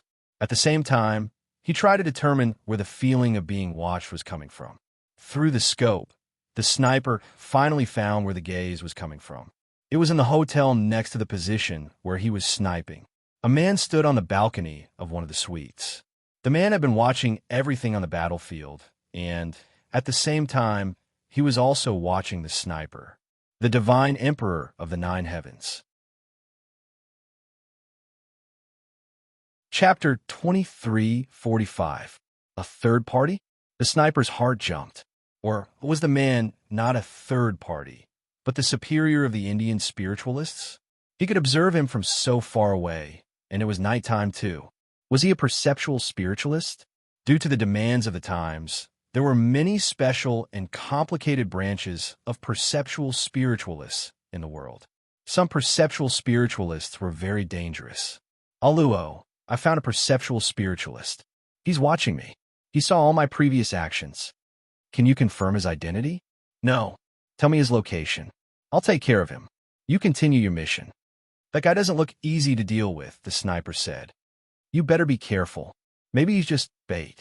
Aluo moved quickly. He quickly brought his men to the hotel. Their ambush location wasn't far from the hotel. Their original plan was to have the sniper attack while they were in charge of support. If the Indian spiritualists escaped, they would take care of them. But now that the plan had changed, they could only give up on the ambush and go around the hotel. Soon, Chen Zhao heard knocks on the door. Chen Zhao knew who they were, or rather, what they wanted. But Jerlin was sleeping soundly in the bedroom. Chen Zhao didn't want to cause too much of a commotion. Chen Zhao opened the door and saw 8 people outside. Everyone was wearing a field uniform and was armed to the teeth. When Chen Zhao opened the door, All 8 of them had their guns pointed at him. But in the next moment, a black curtain silently rose behind them, covering the head of the person standing at the back. The person couldn't even make a sound before he fell to the ground. "Sure, my daughter's sleeping." Chen Zhao smiled faintly and gestured for them to keep quiet. But the people in front of him didn't care. The leader raised his gun and smashed it at Chen Zhao's head. It was a public place, but the upper floors of the hotel were all spiritualists. The owner of the hotel also had countless connections with spiritualists, so there weren't many random people here. Chen Zhao didn't need to be secretive here. Even if he attacked, it would be fine as long as he didn't cause too much damage. The moment the leader was about to pull the trigger, Chen Zhao suddenly grabbed the barrel and twisted it upward. The barrel broke. At the same time, he closed the door behind him. To Chen Zhao, these spiritualists couldn't even be considered decent. In a few seconds, everyone was lying on the ground. These people were also dumbfounded. After all, they had fought many big and small battles. They were confident that they could fight against any spiritualist. In the end, he encountered such an enemy today. He wasn't some legendary figure in the spirit world, but his methods had made them suffer greatly. They didn't even have a chance to fight back. Chen Zhao pinned them to the ground. When he came back to his senses, Quan Du was already lying on the ground. Of course, Chen Zhao wouldn't bring them back to his room. Instead, he opened the door next door, Bafra's suite. Chen Zhao didn't kill them. Their injuries were neither light nor heavy, but at least they weren't dead. "Tell me, who are you? Why did you attack me?" These people clenched their teeth and persevered. No one made a sound. Chen Zhao picked up a gun and aimed it at one of the female team members' head. "Even so, you still won't say? Stop." The leader finally yelled. "If you dare to kill our people, you'll bring big trouble to yourself. No matter who you are, we won't let you go." "Really? You're threatening me now, right?" Chen Zhao didn't like being threatened. "Stop." Suddenly, a voice came from behind. Chen Zhao turned around and saw a few familiar people standing at the door. Warrencom, the Holy Knight, and his followers, Harkinson, Wallace, and Yuna.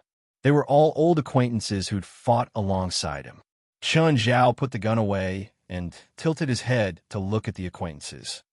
"Hi, Chen." Yuna greeted Chen Zhao. "Long time no see. Don't tell me they're your subordinates." "No, but they're our colleagues, members of the Holy Knight's Eurasian branch. Warrencom, kill this guy. He attacked us." The Holy Knight on the ground roared. Chen Zhao glanced at the Knights Templars on the ground and pursed his lips. "So narrow-minded.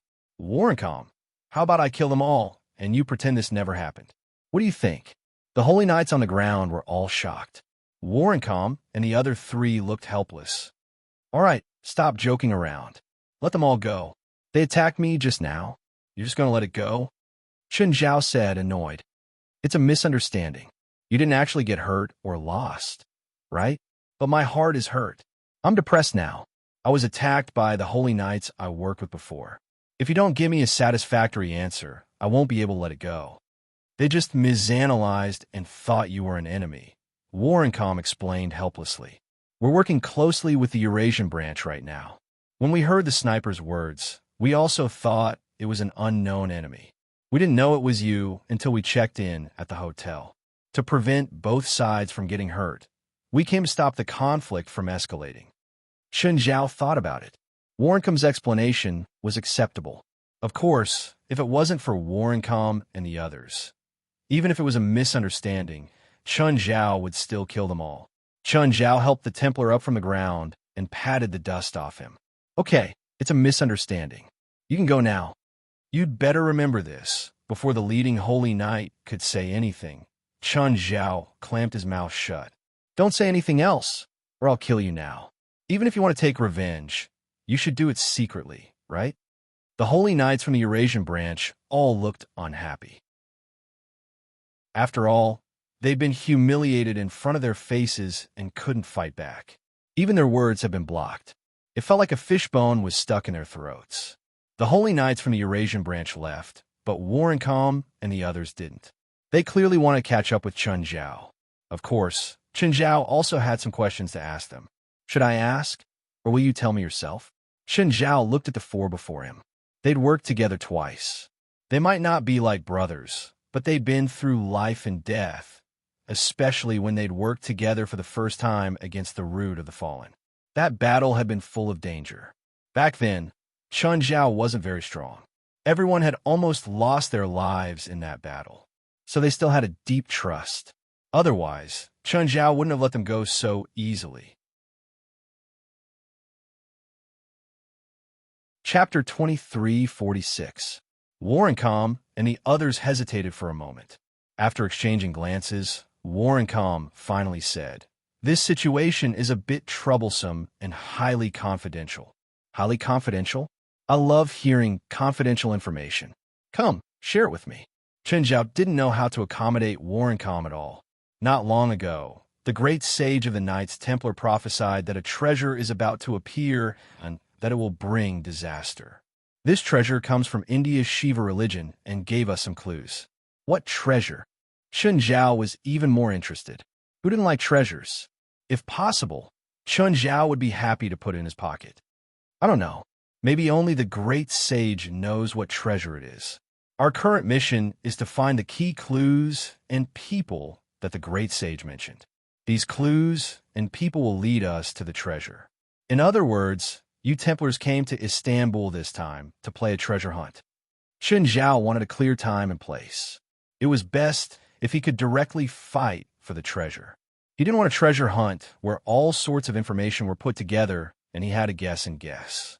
So, when Chun Zhao found out what Warrencom meant, his interest disappeared. Moreover, he still had doubts about the treasure that Warrencom mentioned. Maybe it was a treasure to them, but it was useless to him. After all, Chun Zhao wasn't the same as before.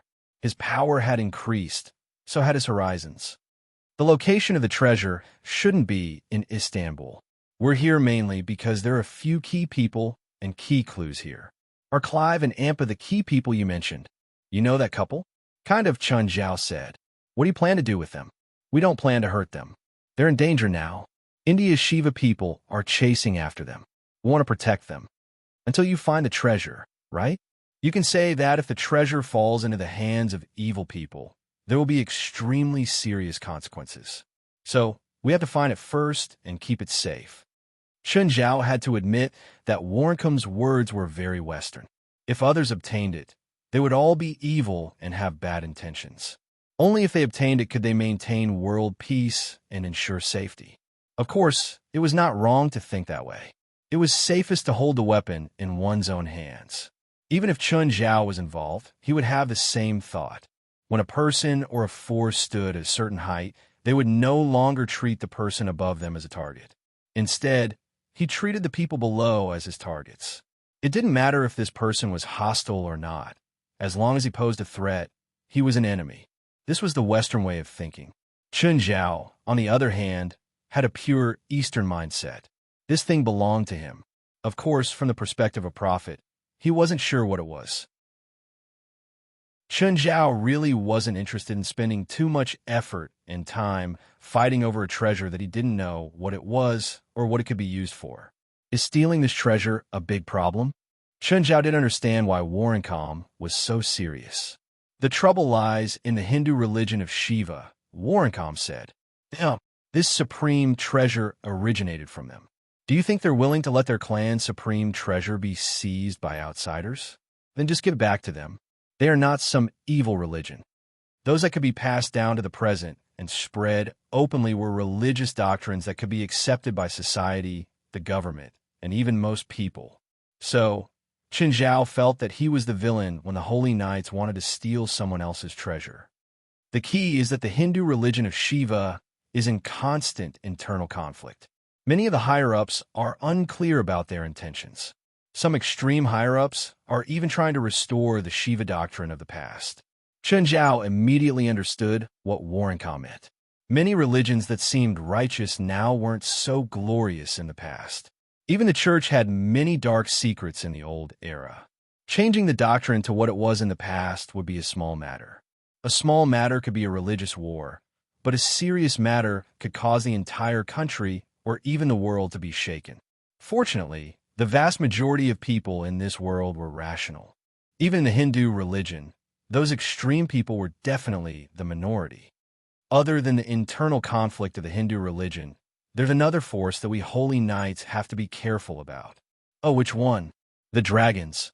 Warrencom said seriously. They're the most troublesome one. You're talking about the entire dragon race? Or individual dragons? Of course, it's individual dragons. Currently, the entire dragon race and humans have cooperated closely for the past few decades, so both sides are still in the honeymoon period. In the short term, the overall political stance of the dragon race will not change, but there are still some dragons who still have an arrogant attitude toward humans. And according to the prophecy of the great sage, there is an extreme dragon race force participating in the battle for the treasure this time. Hearing Warrencom's words, Qin Zhao couldn't help but think of the attack on the fire worship sex base. Would it be the same group of people? Their ultimate goal was that Indian Shiva's most precious treasure? Qin Zhao couldn't help but think of the magic book he'd taken from Arhanterel. Qin Zhao had thought that the higher-ups of Shiva wanted this magic book back. But the result was unexpected. This magic book was meaningless, both to Shiva and to Qin Zhao, a predator. It seemed that he had to discuss this with Bifla and old Zhang. He wanted to see what they thought. However, based on the current situation, everything was very unclear. Everyone only knew a little information. What Warrencom knew was that the treasure came from Shiva. That was all Zhang Tianyi knew too. Right now, there should be 3 people who might know what the treasure was. The great guardian of Shiva, Dekal Windus, the dragon Udal Loken, who controlled everything from behind, and the great sage of the Holy Knights. However, the 3 of them were hiding behind the scenes like thieves. If Qin Zhao was really interested, he might go find one of them and find out more. However, Qin Zhao wasn't interested in it either, so he only treated it as gossip until now. Qin, help us. Yeah, Qin, we're looking forward to fighting with you again. Yuna also looked at Qin Zhao seriously. The other 2 old friends had the same look. Chapter 23:47. The information that Warrencom had given Qin Zhao was basically information that Qin Zhao already knew. Or rather, it was information that Qin Zhao wasn't interested in. Warrencom and the others still treated Qin Zhao as the Qin Zhao of the past, although they didn't have any grudges or conflicts. However, there was still a gap between the 2 sides. Warrencom and the others hoped that Qin Zhao could work with them again. Unfortunately, Qin Zhao rejected them this time. Even if Qin Zhao wanted to work together, he would work with Zhang Tianyi and Bifla. He wouldn't work with them. If they were to cooperate with the Holy Knights, they might be able to get their hands on the treasure one day. How would they split the benefits then? There was only one treasure, and the Holy Knights had to keep it in their hands. If they gave Qin Zhao a few cents as compensation, who could Qin Zhao complain to? But it was different if he worked with Zhang Tianyi and Bifla. Even if they wanted to keep the treasure, they could at least give him a decent compensation. Of course, it was obvious that Warrencom and the others really wanted to fight alongside Qin Zhao again. But after Qin Zhao's direct rejection, he gave up on the idea. Qin Zhao didn't continue on this topic. After exchanging contact numbers with them, they left directly. When Qin Zhao returned to the balcony of his suite, Cliff and Ampa were nowhere to be seen. They'd probably been taken away by the Holy Knights. Qin Zhao continued to absorb the essence of the sun and moon on the balcony. But after he was full, he took out the magic book he'd gotten from Arhanterel. Because of the world wall, Qin Zhao could memorize the contents of the book, but the content couldn't connect him with the elements. The contents of the magic book were like lines of cold, lifeless mathematical formulas. Qin Zhao remembered that Bifla had once said that there were 2 conditions to break the world wall. The first condition was that he had enough power and could withstand the backlash from breaking the world wall by force. Qin Zhao already had this condition, but the second condition was much more complicated. It was a ritual to break the world. Not only was it complicated, but it also required a large amount of resources. The amount of resources depended on the strength of the world wall. For a super religion like India's Shiva, the strength of the world wall set by the sages would definitely be unimaginable. So, the resources needed would be astronomical. Actually, Qin Zhao didn't doubt whether he could break the world wall. His strength was sufficient, And in terms of resources, he had a large amount of wealth in hell.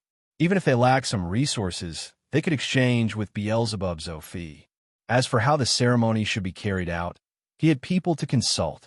He now had a demon alchemist loyal to him, felt Nitak.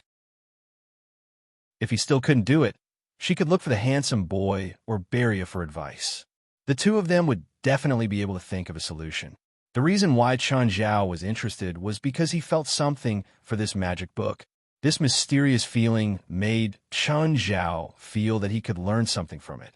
Chen Zhao didn't know what he would get, but feelings were hard to say. It was just a moment of inspiration. He couldn't put his finger on it, but he was very sure. But breaking a world was no small matter. It consumed a lot of resources. Even Arin Terrell, a follower of Shiva, had said that he couldn't cultivate. Therefore, he wasn't sure if he could gain anything. This was also why Chen Zhao hesitated. What if he wasted a lot of manpower and resources and ended up with nothing? Chen Zhao definitely wouldn't be happy. Just then, Chen Zhao's phone rang. It was West. West, can't you see what time it is? President, the last trial will start the day after tomorrow. What's the last trial? All the remaining team members will be randomly split up. They'll draw lots at the same time and then have a one-on-one battle. West said, "Oh, so why are you calling me?" Now, only Hallies, an elite, and Gaia have qualified for the final round of trials, but the three of them have no confidence in the final round of the arena. What can I do? Motivate them? No, be our opponent. Are you sure? Chen Zhao didn't understand West's suggestion. He felt that the most important thing now was to motivate them. But if he sparred with them, it wouldn't be motivating them anymore. It would be beating them up.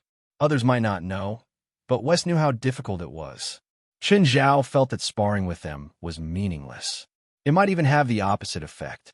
If he wanted to find an opponent to spar with, he should find someone who was on par with him or someone who wasn't that much stronger.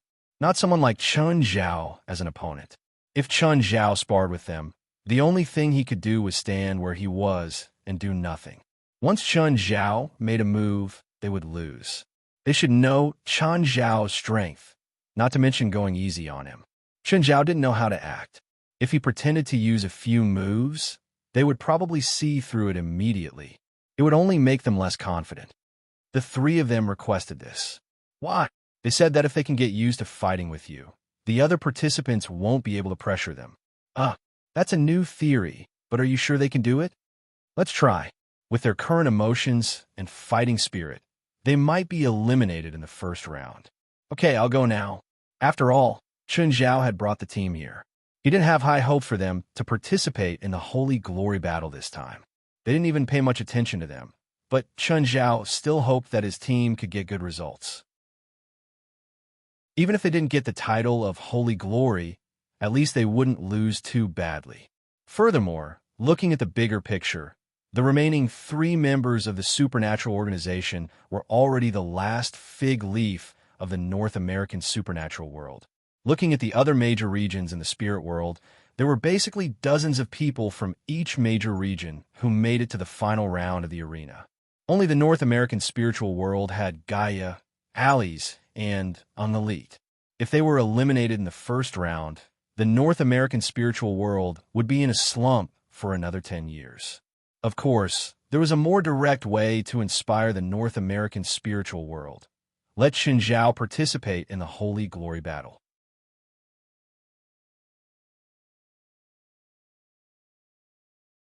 Chapter 2348. Clearly, Chen Zhao wouldn't participate. Even if he wanted to, Zhang Tianyi and 23rd Blood Mary wouldn't let him. If Chen Zhao participated, with his personality, he would probably eliminate everyone from the other teams. Then he would leave all 10 spots for his own team members. Chen Zhao would definitely do something like that. Chen Zhao glanced at Zhirlin on the bed. She was sleeping soundly at the moment, but Chen Zhao definitely couldn't leave her alone in the bedroom. So, he used dark lava to gently lift her up. She wouldn't feel any strong movements. Soon, Chen Zhao carried Zhirlin to the hotel where the members of the supernatural organization were staying. There were also many spiritualists staying in this hotel, but it was different from the hotel Chen Zhao was staying in. This hotel was for the teams participating in the Battle of Holy Glory. It could be said that the organizers of the Battle of Holy Glory had booked the entire place. Chen Zhao knocked on West's door. The 10 team members were all in his room. Chen Zhao placed Jerlin in West's bedroom. Then he walked to the others. Gaia, how is it? Haven't you recovered? Chen Zhao realized that Gaia was in low spirits. He glanced at an elite and Helis, who were sitting side by side. They were also frowning. Gaia sighed. It's not about our condition. We just don't have much confidence in the upcoming arena trials. Chen Zhao was a bit surprised. He didn't think that even the usually confident Gaia would be so pessimistic. The arena trials can actually give you so much pressure. We've come into contact with quite a number of participants and seen quite a few battles. We realize that not only are many spiritualists strong, but they also have a strong restraining effect on us. It can't be that coincidental that you guys met them. Didn't they say that it's all random? It's random, Wes said, but it's also based on ability. Some special spiritualists can use magic to pick the right person. So, the drawing isn't completely fair? That's right. The drawing of lots is a competition in itself. Even so, you shouldn't be completely unconfident. It's not to the extent of having no confidence at all, but it's just that I'm not confident, Gaia said. Okay, since that's the case, let me help you build confidence again. Chen Zhao clapped his hands. Let's find a big place and spar. There's a large-scale barrier under the hotel that's specially used for spiritualists to spar and spar. There's actually such a place in the hotel. This hotel specializes in providing services for spiritualists. Not only is there a large-scale barrier, but there are also magic shops, spirit medium services, and magic trading centers. If there's a chance in the future, I should really come here and take a look. Of course, now was definitely not the time. After all, they still had business to attend to. The group arrived at the lowest level of the hotel. Judging from environment, this should be the second floor of the underground garage. However, it had already been modified, and there were many signs of the supernatural world on it. Moreover, the only way to get down here was through the introduction of magic power in the elevator. The other entrances and exits were also sealed. This was to prevent ordinary people from accidentally entering this place. After all, the hotel was open to the public, and ordinary people would occasionally check in. At this hour, there were still people coming and going. Furthermore, all of them were spiritualists. It seemed that spiritualists were also nocturnal creatures. Where's the barrier? Chen Zhao asked. There's someone in charge there. Chen Zhao followed the group to a sealed area. Although the outside was blocked by walls, Chen Zhao's little world could still pass through them. However, when Chen Zhao's senses tried to go deeper, it was blocked by a pure magical barrier. This magical barrier was probably the barrier that West had mentioned. When the group arrived at the entrance, they were stopped by a female spiritualist from outside this area. Hi, Quinn, West greeted him. There's a team inside, the spiritualist called Quinn said. How much longer? West asked. Half an hour. Is there anyone else after that? Nope.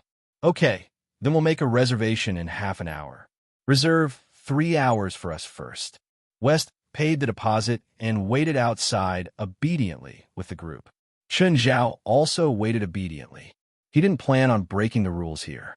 However, after half an hour, the people inside still didn't seem to want to come out. Why isn't it done yet? West looked at Quinn. Quinn was a bit unhappy too. She was the representative for the barrier. She relied on this to collect some fees and cash in the special area. Therefore, what she hated the most was other people dawdling. It was time, but they still didn't want to come out. Follow me. Quinn led the way inside.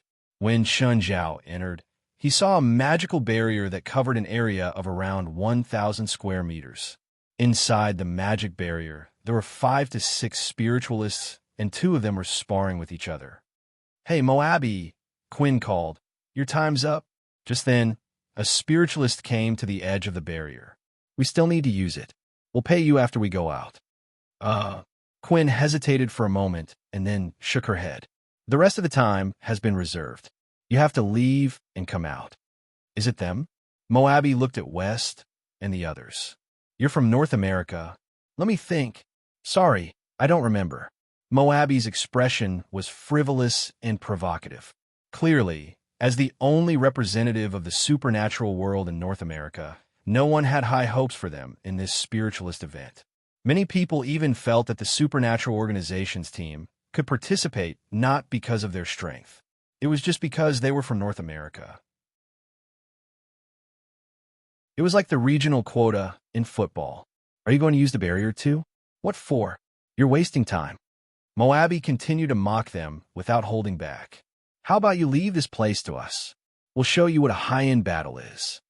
Moabi, you'd better watch your words. If you continue to speak so carelessly, I will forever refuse to let you and your team members use this venue. Quinn was doing business here. She didn't like Moabi's provocative and troublesome behavior. She hoped that everyone would follow her rules, pay honestly, and use the place without interfering with each other. The members of the supernatural organization were obviously very unhappy. Of course, Chun Zhao was the most unhappy. Open the barrier, Chun Zhao said. What? What are you doing? Going to teach them a lesson. 9 Heaven's Divine King.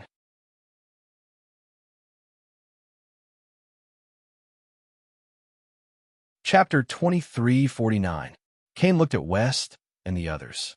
West was helpless. He wanted to say something. But Moabi spoke first. Teach me a lesson? I'll let you use one hand, Moabi said arrogantly. Or both hands. Is that enough? Moabi, I think you should just stand there and not move. Even if you don't do anything, he won't be able to beat you. Moabi's companion smiled. It seemed that they were very confident in Moabi's abilities. Of course, it was also because Chun Zhao and the others were spiritualists from North America. In the spiritual world, there was severe regional discrimination. For example, spiritualists from Huaxia, North America, and Europe would take a magic exam.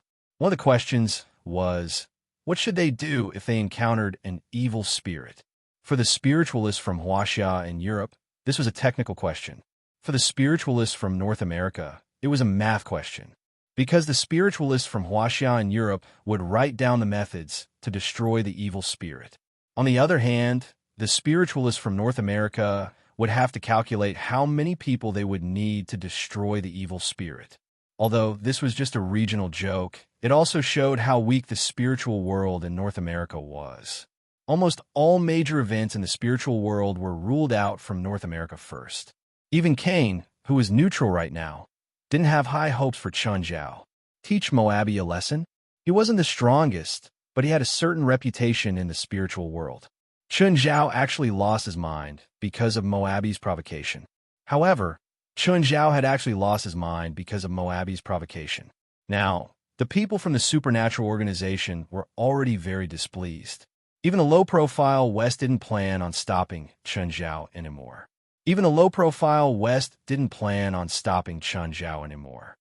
Cain, we're using this barrier now, so we have a right to ask anyone to go up.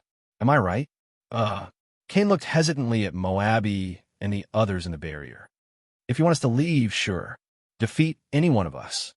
Moabi seemed to be certain that Chun Zhao and the others couldn't do anything to them, so he became even more arrogant.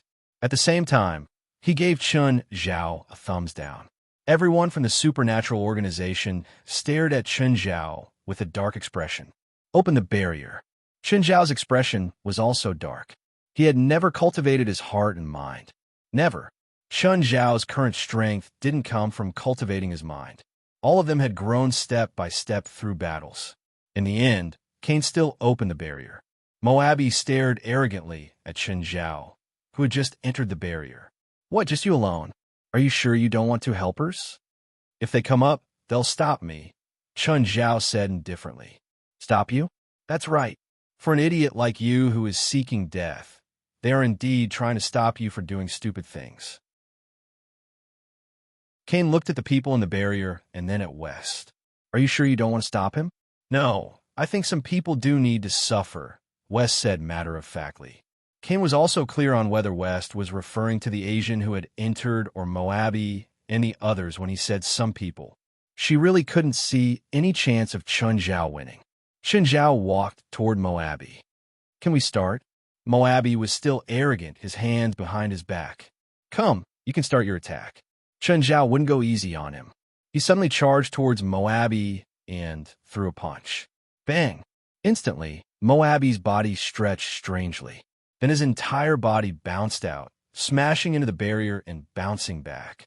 Surprised, Chen Zhao lifted his foot. Bang! Like a ball, Moabi was kicked away again.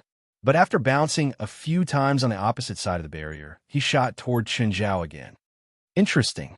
So it's a rubber man. Chen Zhao had heard of some special strengthening spells. This rubber man was clearly one of them. Like the main character in a certain comic, his body had the elasticity of rubber. Moreover, this elasticity didn't just work against physical attacks. Even magical attacks would be turned into potential energy by the rubber man. It was like borrowing force to fight force. No matter how much force the enemy used to hit him, he could use his elasticity to release it. He could also use the opportunity to bounce back. This was also why Moabi was so arrogant. He didn't care even if Chen Zhao had to use both hands. Chen Zhao sent Moabi flying again. This time, Chen Zhao's strength was 10 times stronger. The bouncing sound in the barrier was even clearer. Moreover, Moabi had lost control of the direction of his ejection. When Chen Zhao's strength was transmitted to him, he could clearly feel it. How terrifying was Chen Zhao's strength? At this moment, he finally couldn't laugh and talk as freely as before. 100 tons of force seemed to be easy for him. Let's try 500 tons of force. Pa, pa, pa, pa. Even the sound of Moabi's ejection changed. One of Moabi's companions was knocked down by Moabi and instantly lost consciousness. Hurry, hurry, help, me, stop. Moabi was actually speaking coherently, but his voice was blurred and sluggish. It was mainly because he'd ejected too quickly. He'd completely lost control of his body. Even 500 tons of force didn't completely break him down. Try 1,000 tons. Chen Zhao punched again. This time, the sound was extremely dull. Moabi coughed out a mouthful of blood. At the same time, 3 of his companions had lost consciousness because of his ejection. This time, Chen Zhao didn't make him eject in all directions. Instead, he made him eject in a straight line. It was like bouncing a ball against a wall. No matter how fast Moabi's ejection was, Chen Zhao could still keep up with his punch. Pa, pa, pa. The barrier flickered. Kane's expression changed slightly. This was a sign that the barrier's magic was unstable. However, the barrier was so strong that it was almost indestructible. Chen Zhao suddenly increased his strength by 10 times. Boom! This time, Kane didn't bounce back. Instead, he was embedded into the barrier. The barrier didn't completely recover. A human-shaped hole appeared in it. The hole was filled with cracks. West watched all this calmly. At the same time, he took out a check. Sorry for breaking your barrier. The supernatural organization isn't very strong, but we have money. Moabi's surviving companions heard West's words and felt that they were extremely harsh. Chapter 2350. Chen Zhao looked at those people. He clenched his fists so hard that they cracked. However, those few people felt their blood run cold when they heard it. How strong was Moabi? They knew it the best. Actually, Moabi's attack power was average. However, his passive counterattack ability was something that few people could withstand. However, Moabi had suffered a lot today. Chen Zhao had basically used his upper limit to defeat him. Are you going to scram? Or do I have to throw you out? Chen Zhao asked the spiritualists. The spiritualists lowered their heads and fled with the unconscious Moabi and a few other companions. However, Chen Zhao still felt a bit strange. He knew how much power he'd used. In terms of damage tolerance alone, Moabi was already higher than everyone else in the Supernatural Organization's team. And it wasn't just a little bit. It was much, much higher. Even Gaia, who had the best defense, only had a defense limit of 100 tons when she transformed in her dragon form. But when Chen Zhao had attacked Moabi, he'd used 5,000 tons of power. What did that mean? Moabi's defense limit was 50 times higher than Gaia's. Of course, it didn't mean that Moabi was 50 times stronger than Gaia. It could only be said that Moabi was specialized in this. But if one ability was outstanding, he would have a corresponding breakthrough in other areas too. Chun Zhao was sure that Moabi's other areas were extraordinary. And this was just one person. In the final trial of the Battle of the Holy Glorious Ones, there were many spiritualists more outstanding and powerful than Moabi. It was no wonder that Gaia, Helis, and Unelite were so dispirited. Of course, every spell had its own weakness or a magic system that countered it. They couldn't be absolutely invincible. Helis, Gaia, and Unelite worked together, but they couldn't do any damage to Chun Zhao. Helis Abyss demons were once Chun Zhao's opponents. However, the current abyssal demons were a thing of the past. Chun Zhao was now many times more powerful than before. In the past, the demons could at least harm Chun Zhao, but now this unconscious body only had 70% of its power when it was alive. It couldn't harm Chun Zhao at all. Gaia's strongest form was her dragon form. However, even if she transformed into a dragon, she would only be in the form of a young dragon. Her body could only reach about 15 meters. Coupled with dragon's might and dragon's breath, he displayed impressive combat prowess. However, Gaia in his dragon form was not that powerful. As for Unelite, he really had no advantage over Chun Zhao in terms of speed. However, the battle between the four of them was full of tricks. After all, they were the top fighters of the supernatural organization. After such a long period of cultivation, they had each grasped or developed some trump cards.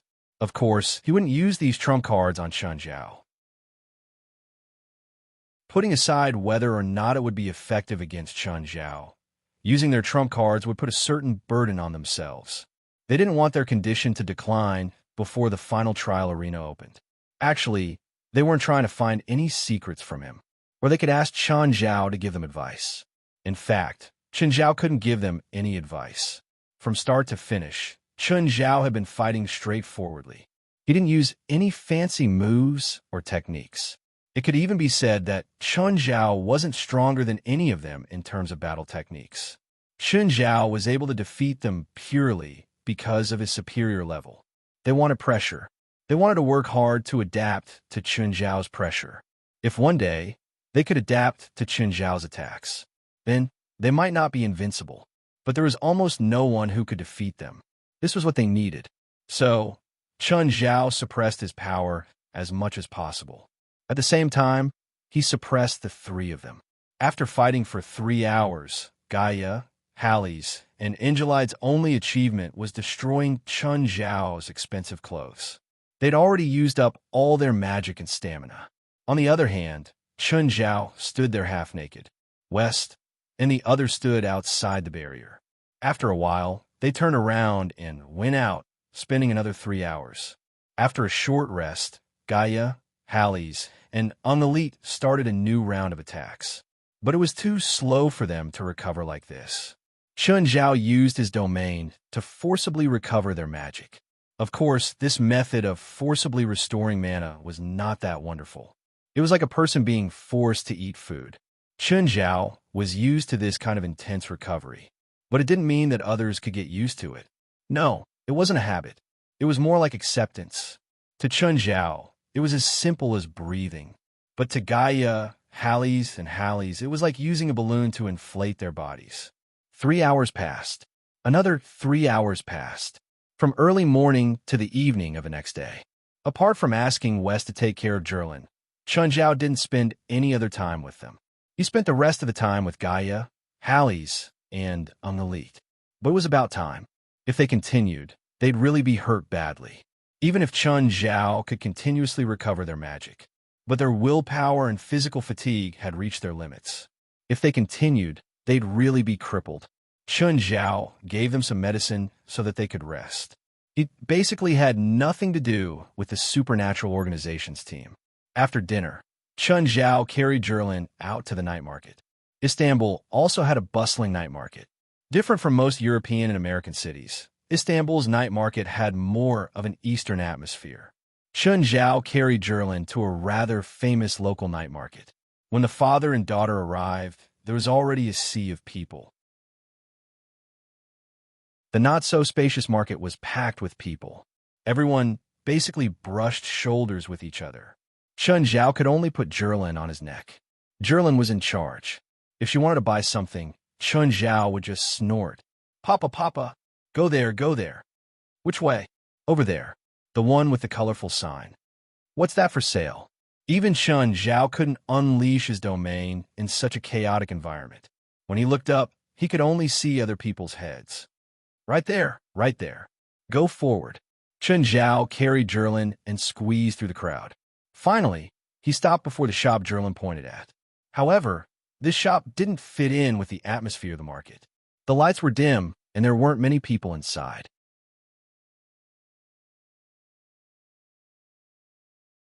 Chapter 2351. The shop wasn't big, but it looked like an alley. Especially under the dim light that alternated between light and dark, it looked very deep. Chun Zhao walked into the shop. There were many masks on both sides of the shop. But looking at the masks, Chun Zhao found them rather strange. Chun Zhao picked up a mask and tried it on his face.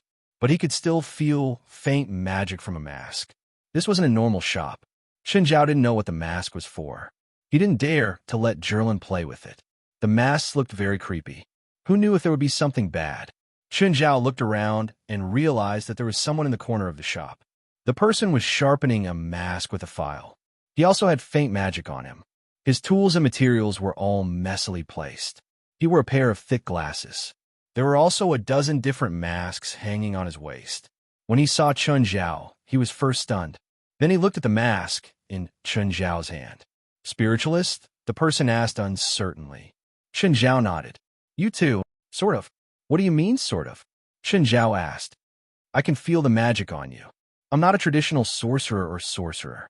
It's only because my ancestors have mastered a special skill that I was able to come into contact with the supernatural world. However, I don't know any magic or sorcery.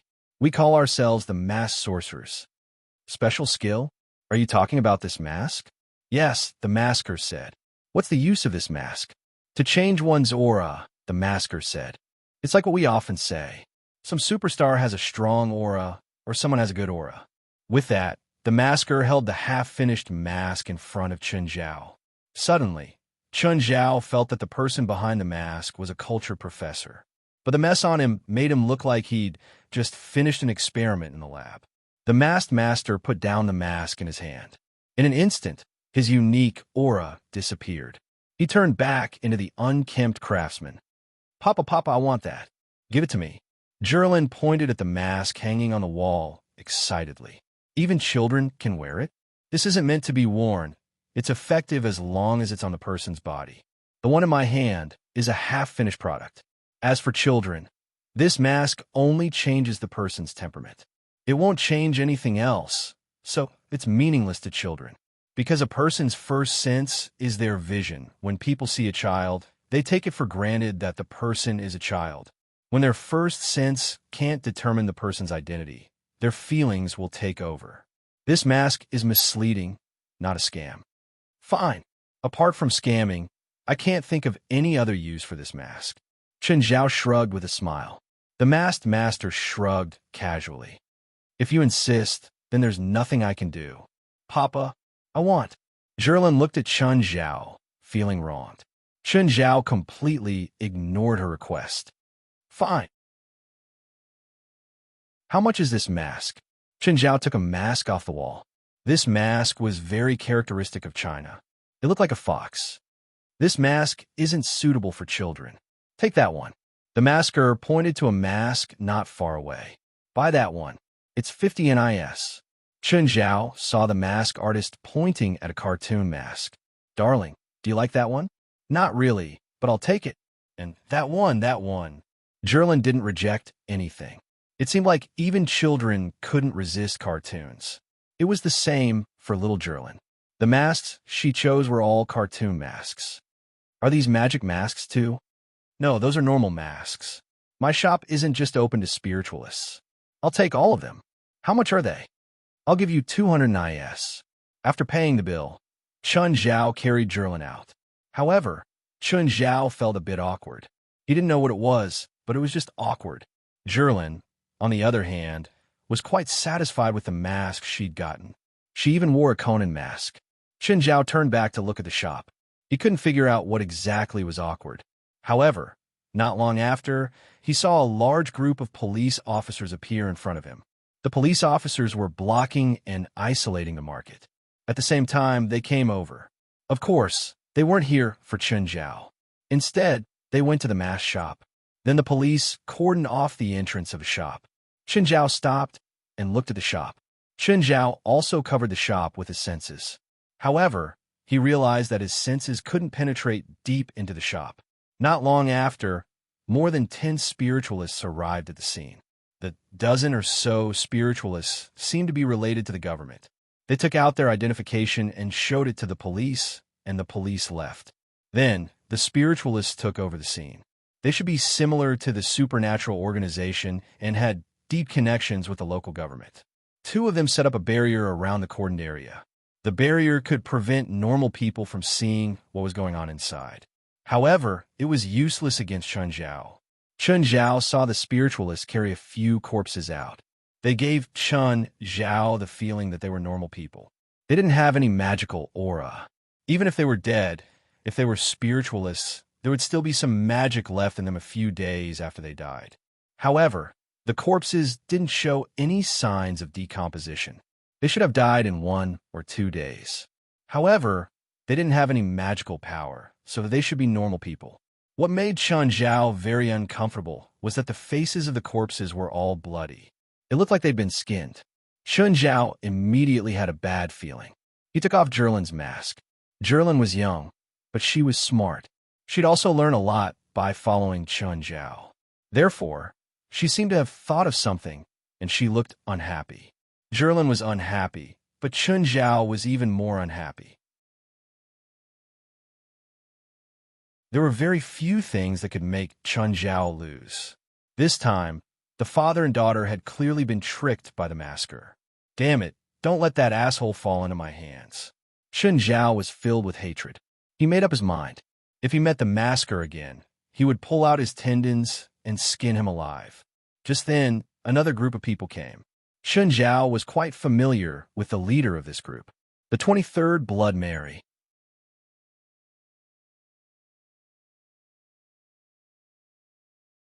Chapter 2352. The 23rd Blood Mary was also surprised to see Chen Zhao here. She told her people to go in first while she walked toward Chen Zhao. Grandma Mary, little Zherlin still called out obediently.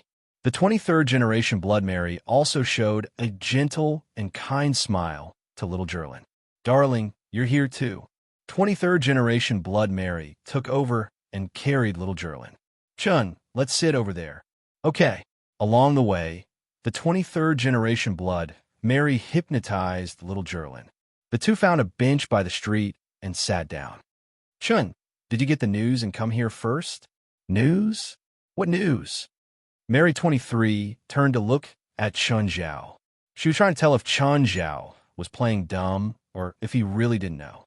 After a while, Mary said, Nine-tailed fox Tamanome appeared in Istanbul. Chen Zhao's expression was very interesting. First, he was shocked, then confused, and then angry. Suddenly, he understood the source of the awkwardness he felt just now. The mask maker he saw was none other than Tamanome. He should have guessed it long ago. Her first reaction when she saw him was shock. That wasn't a reaction when she saw a guest. If she was a real mask maker, she should have gotten used to guests. Neither a normal person nor a spiritualist should have that reaction. She'd recognized him, which was why she'd reacted like that. She didn't expect him to appear here either. She didn't expect to reunite under such circumstances. Chen Zhao didn't notice it. It was because of her aura. She didn't just change her appearance. Her aura was also different. She was like a real mask maker. She'd also hinted that the real use of the mask wasn't to wear it on the face. She just had to carry it with her. She'd also had a dozen masks hanging on her waist. But this way, Chen Zhao owed her a favor. She knew that the masks were made of human skin. That was why she dissuaded him from buying those masks for Zherlin. Why is she here? I don't know. Then how do you know she's here? Chen Zhao didn't completely believe everything the 23rd Blood Mary said. This old woman was as good at tricking people as Zhang Tianyi. Mary, the 23rd generation, could also feel Chun Zhao's distrust. He said, "I really don't know why Tamamo no Mei is here. We received a call from her. She called the Holy Glory organization and said that she was here. If we didn't come quickly, she would start killing people. That's why we rushed here." Are you saying that she exposed her whereabouts on her own? And on purpose? The 23rd Blood Mary added, "We couldn't figure out her intentions either. Then, the Istanbul Orthodox Church sent people over. They were the ones you saw just now. Then I took over." The 23rd generation Blood Mary paused and said, "Then we found those bodies. Did Tamamo no Mei kill him? We can't come to a conclusion yet, but our preliminary judgment is that she wasn't the one who killed it, but the owner of the shop." The 23rd generation Blood Mary's face was pale. The owner of the shop is making his horrible and twisted masks with human skin. Moreover, we also found a large number of remains under the turf behind the shop. There were hundreds of them, and the time span of the victims spanned decades. What about the owner of the mask shop? He's dead. He was probably killed by Tamamo no Mei. In other words, Tamamo no Mei's role in this incident isn't that of villain. Instead, she's a positive person who reveals the dark truth, and she even killed the bastard who caused the massacre? That seems to be the case. The 23rd generation Blood Mary nodded. But don't you think it's suspicious? A powerful demon would actually come all the way to Istanbul and cause trouble for a butcher who has nothing to do with her. It's not normal no matter how I think about it. Chun Zhao also found it unusual. Imagine a battle maniac suddenly coming to a small village to punish evil and promote good. It wouldn't be a simple righteous act. In terms of evil, the owner of the mask shop might not be as evil as Tamamo no Mei. So, even Chun Zhao believed that Tamamo no Mei had her own motives. This was also why the 23rd generation Blood Mary was nervous. After all, if Tamamo no Mei had any tricks up her sleeves, it wouldn't be a small fight. Even the 23rd generation Blood Mary wasn't confident that she could handle it. After all, Tamamo no Mei was still in the dark. One could only be a thief for 1,000 days, not a thief for 1,000 days. Not to mention that Tamamo no Mei was hiding. Even if she revealed her true form and caused a ruckus in Istanbul, that would cause a terrifying earthquake. As for Chun Zhao, he was quite dissatisfied with Tamamo no Mei's concealment. However, he was completely uninvolved in this matter. Even if he had some grudges with Tamamo no Mei, it didn't mean that he had to get involved. Chun Zhao would never do something that would bring trouble to himself. The 23rd generation Blood Mary had seen Chun Zhao appear nearby and thought that he knew something. If Chun Zhao could get involved, it would be a great help to her. After all, Chun Zhao had defeated Tamamo no Mei before. So, he had the most right to speak on Tamamo no Mei's matter. But when she heard Chun Zhao's reply, she was instantly disappointed. Not only did Chun Zhao know nothing about it, but from his attitude, it was clear that he planned to stay out of it. Of course, Chun Zhao stayed out of it because of Tamamo no Mei. He had defeated Tamamo no Mei before, but Tamamo no Mei had 2 divine weapons, especially the Kusanagi sword. It was a weapon that could make Chun Zhao feel threatened. If it wasn't necessary, Chun Zhao really didn't want to fight to the death with Tamamo no Mei. Tamamo no Mei was too dangerous. She also had the other divine weapon, Yada no Kagami. Tamamo no Mei might have already figured out how to use the 2 divine weapons. If Chun Zhao wasn't careful, he might end up in her hands. Do you have any other information? Seeing that she couldn't convince Chun Zhao to get involved, Mary could only take a step back and hope that she could get some useful information. Chun Zhao thought back to the entire process of meeting Tamamo no Mei's mask master in the mask shop. Suddenly, Chun Zhao remembered the fox mask. Little Jerlin had wanted it, but Tamamo no Mei had stopped her. Judging from the texture and feel of the mask, it should be an item from a long time ago. It shouldn't have been made from the skin of the victims. Could the fox mask be related to Tamamo no Mei's operation this time? You're tuning in to the Romance Rendezvous YouTube channel. We're so grateful for your support, and don't forget to subscribe to join us on this incredible journey through captivating stories. Your generosity through donations truly makes a world of difference, as it's the primary source of revenue that allows me to expand and enhance this channel for you. Thank you from the bottom of my heart for being a part of this adventure.